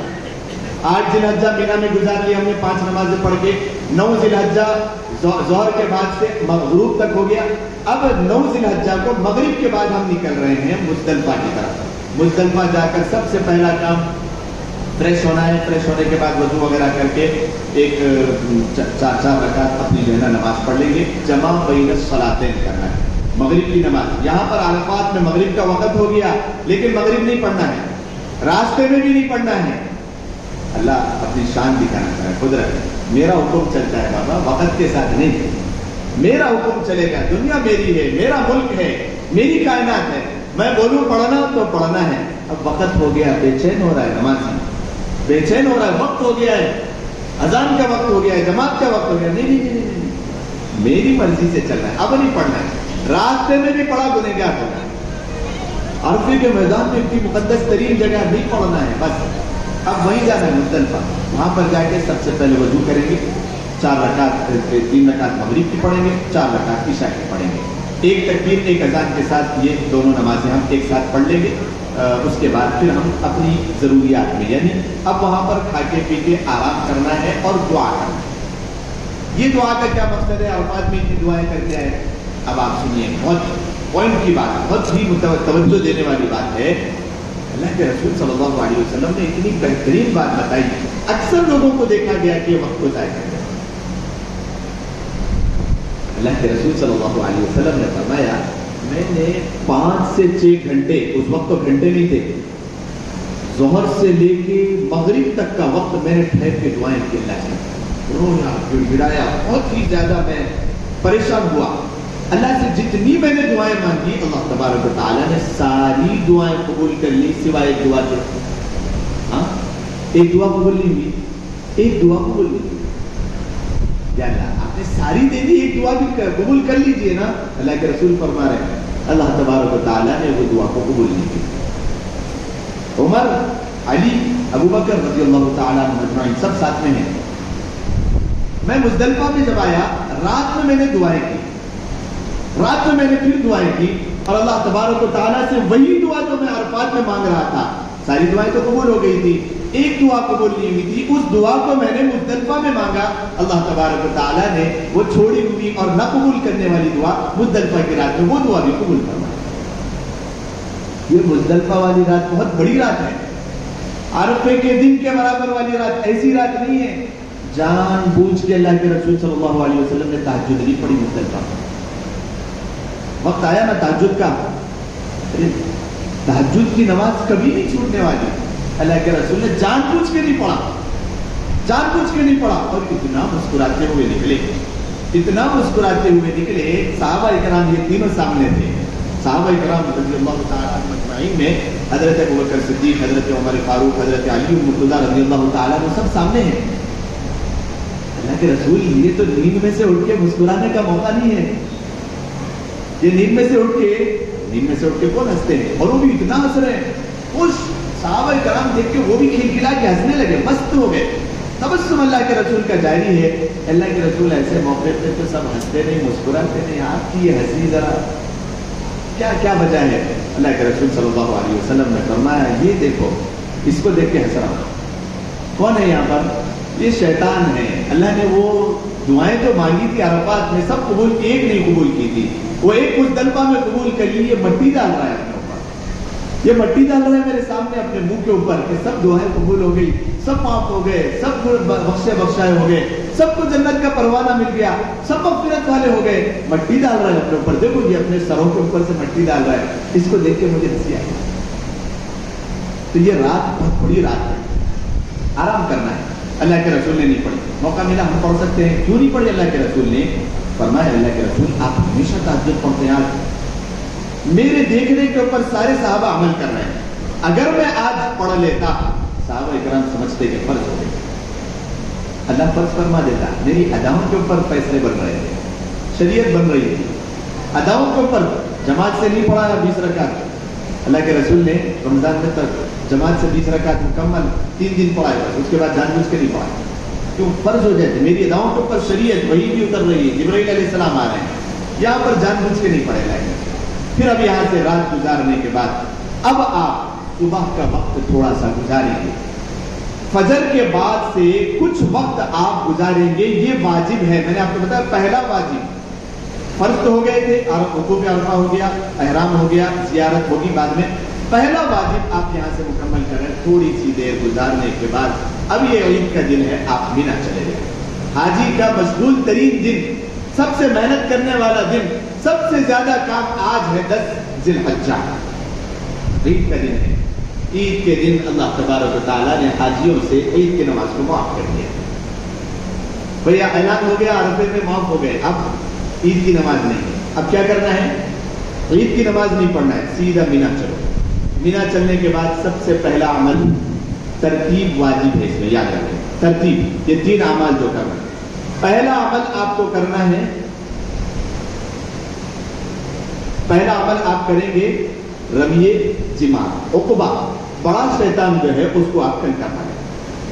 مزدلفہ میں آپ کنکریاں لے لیں. پر حاجی فی ہیڈ 70 کنکریاں اٹھا لیں گے. ہر حاجی اپنے ساتھ 70 کنکریاں اٹھا لے گا، اپنی پاکٹ میں پولیتھین میں پیک میں رکھ لیں گے.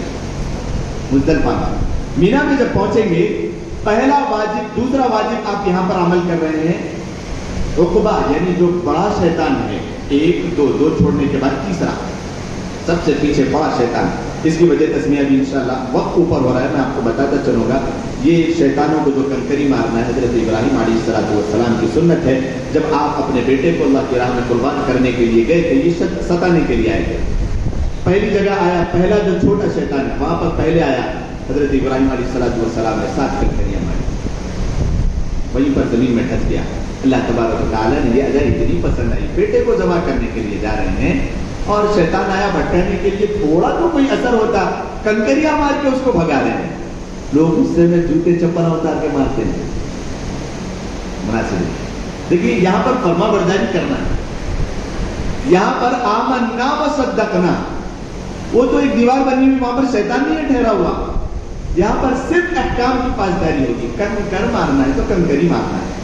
اپنے سے 3 ہاتھ دور کنکر چلا جائے، اس کے اندر چلا جائے، آپ کا فریضہ پورا ہو گیا، واجب ادا ہو گیا. 7 کنکر آپ کو لگنا بھی ضروری نہیں رکھ سکا کوئی بات نہیں. 7 کنکر آپ ماریں گے. کس کو ماریں گے؟ جمرہ عقبہ اس کو کہا جاتا ہے، یعنی آخری جمرہ اور بڑا جمرہ، جمرہ اکبر عقبہ. ایک ہی جمرے کو 7 کنکریاں مار کے آپ واپس اپنے خیمے میں آ جائیں گے حلق کرانے کے لیے. دوسرا کام آپ کا کیا ہے؟ وہاں پر واجب تیسرا ادا ہو رہا ہے اور آپ کا دوسرا کام مینا میں ادا ہو رہا ہے حلق کرانا. حلق کرا لیں گے. حلق سے پہلے قربانی کرانا ہے. دوسرا حج، دوسرا واجب قربانی. قربانی کے بعد پھر آپ حلق کرائیں. یہ 3 پیدر پہ ہے.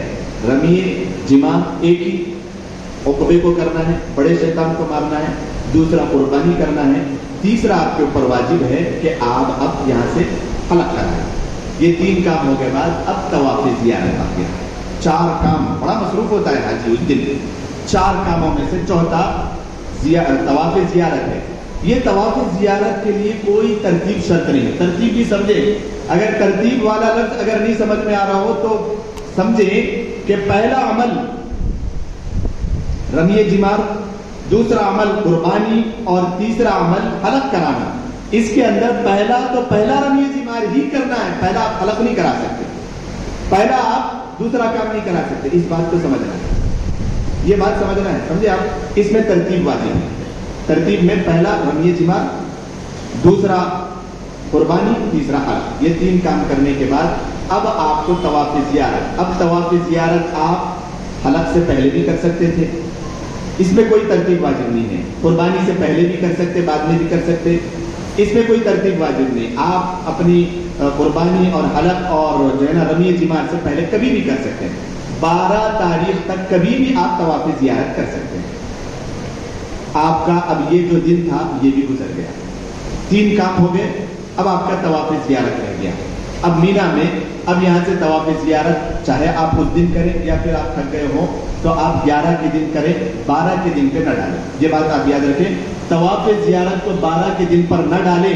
طواف زیارت کو 12 کی تاریخ پر ڈالنے کی وجہ سے اکثر لوگوں کا طواف زیارت نہیں ہوتا یا کچھ چکر رہ جاتے ہیں، کیونکہ پھر رمی جمار کرنا ہے. اب دوسرے دن ترتیب کے ساتھ جمرہ اولا، جمرہ وسطیٰ، جمرہ ثانیہ، یعنی تینوں شیطانوں کو کنکری مارنا. 11 تاریخ تینوں جمرات کو پیدر پہ کنکری مارنا ہے. 12 تاریخ کو تینوں جمرات کو کنکریاں مارنا ہے. یہ کنکریاں مارنے کے بعد عشاء سے پہلے یا پھر فجر سے پہلے آپ اپنے ساز و سامان کو لے کے اپنے ہوٹل کو آ جا سکتے ہیں. یہ کام انجام دینے کے بعد آپ کا حج اللہ تبارک و تعالیٰ نے مکمل کرنا ہے، الحمدللہ علی ذالک. تو بہرحال یہ ہے. اب اس میں کوئی باقی بڑی چیز باقی نہیں رہ گئی. سوالات جو آپ کے ذہن میں آئے تھے ہوں گے اللہ کے فضل سے وہ حل ہو گئے ہوں گے. پھر بھی اگر کسی کے ذہن میں کوئی سوال ہو تو وہ ہاتھ بتا کر کے سوال کر سکتے ہیں. ایک 5 منٹ دیے جائیں گے انشاءاللہ العزیز. اذان کا بھی وقت ہو گیا ہے، نماز بھی پڑھنا ہے. اور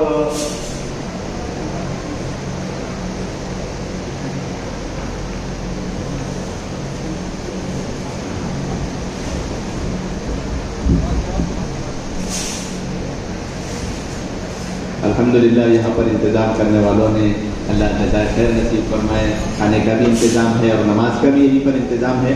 تو انشاءاللہ سوال و جواب کا سیشن نماز کے بعد رکھا جائے گا. پھر ایک انشاءاللہ بیٹھک ہوگی نماز کے بعد. فضائل مدینہ اور آداب مدینہ بھی بتائے جائیں گے انشاءاللہ. اور سوال و جواب جو بھی آپ کے ذہن میں ہو انشاءاللہ العزیز آپ لوگ کر سکتے ہیں. السلام علیکم ورحمۃ اللہ وبرکاتہ. تمام عازمین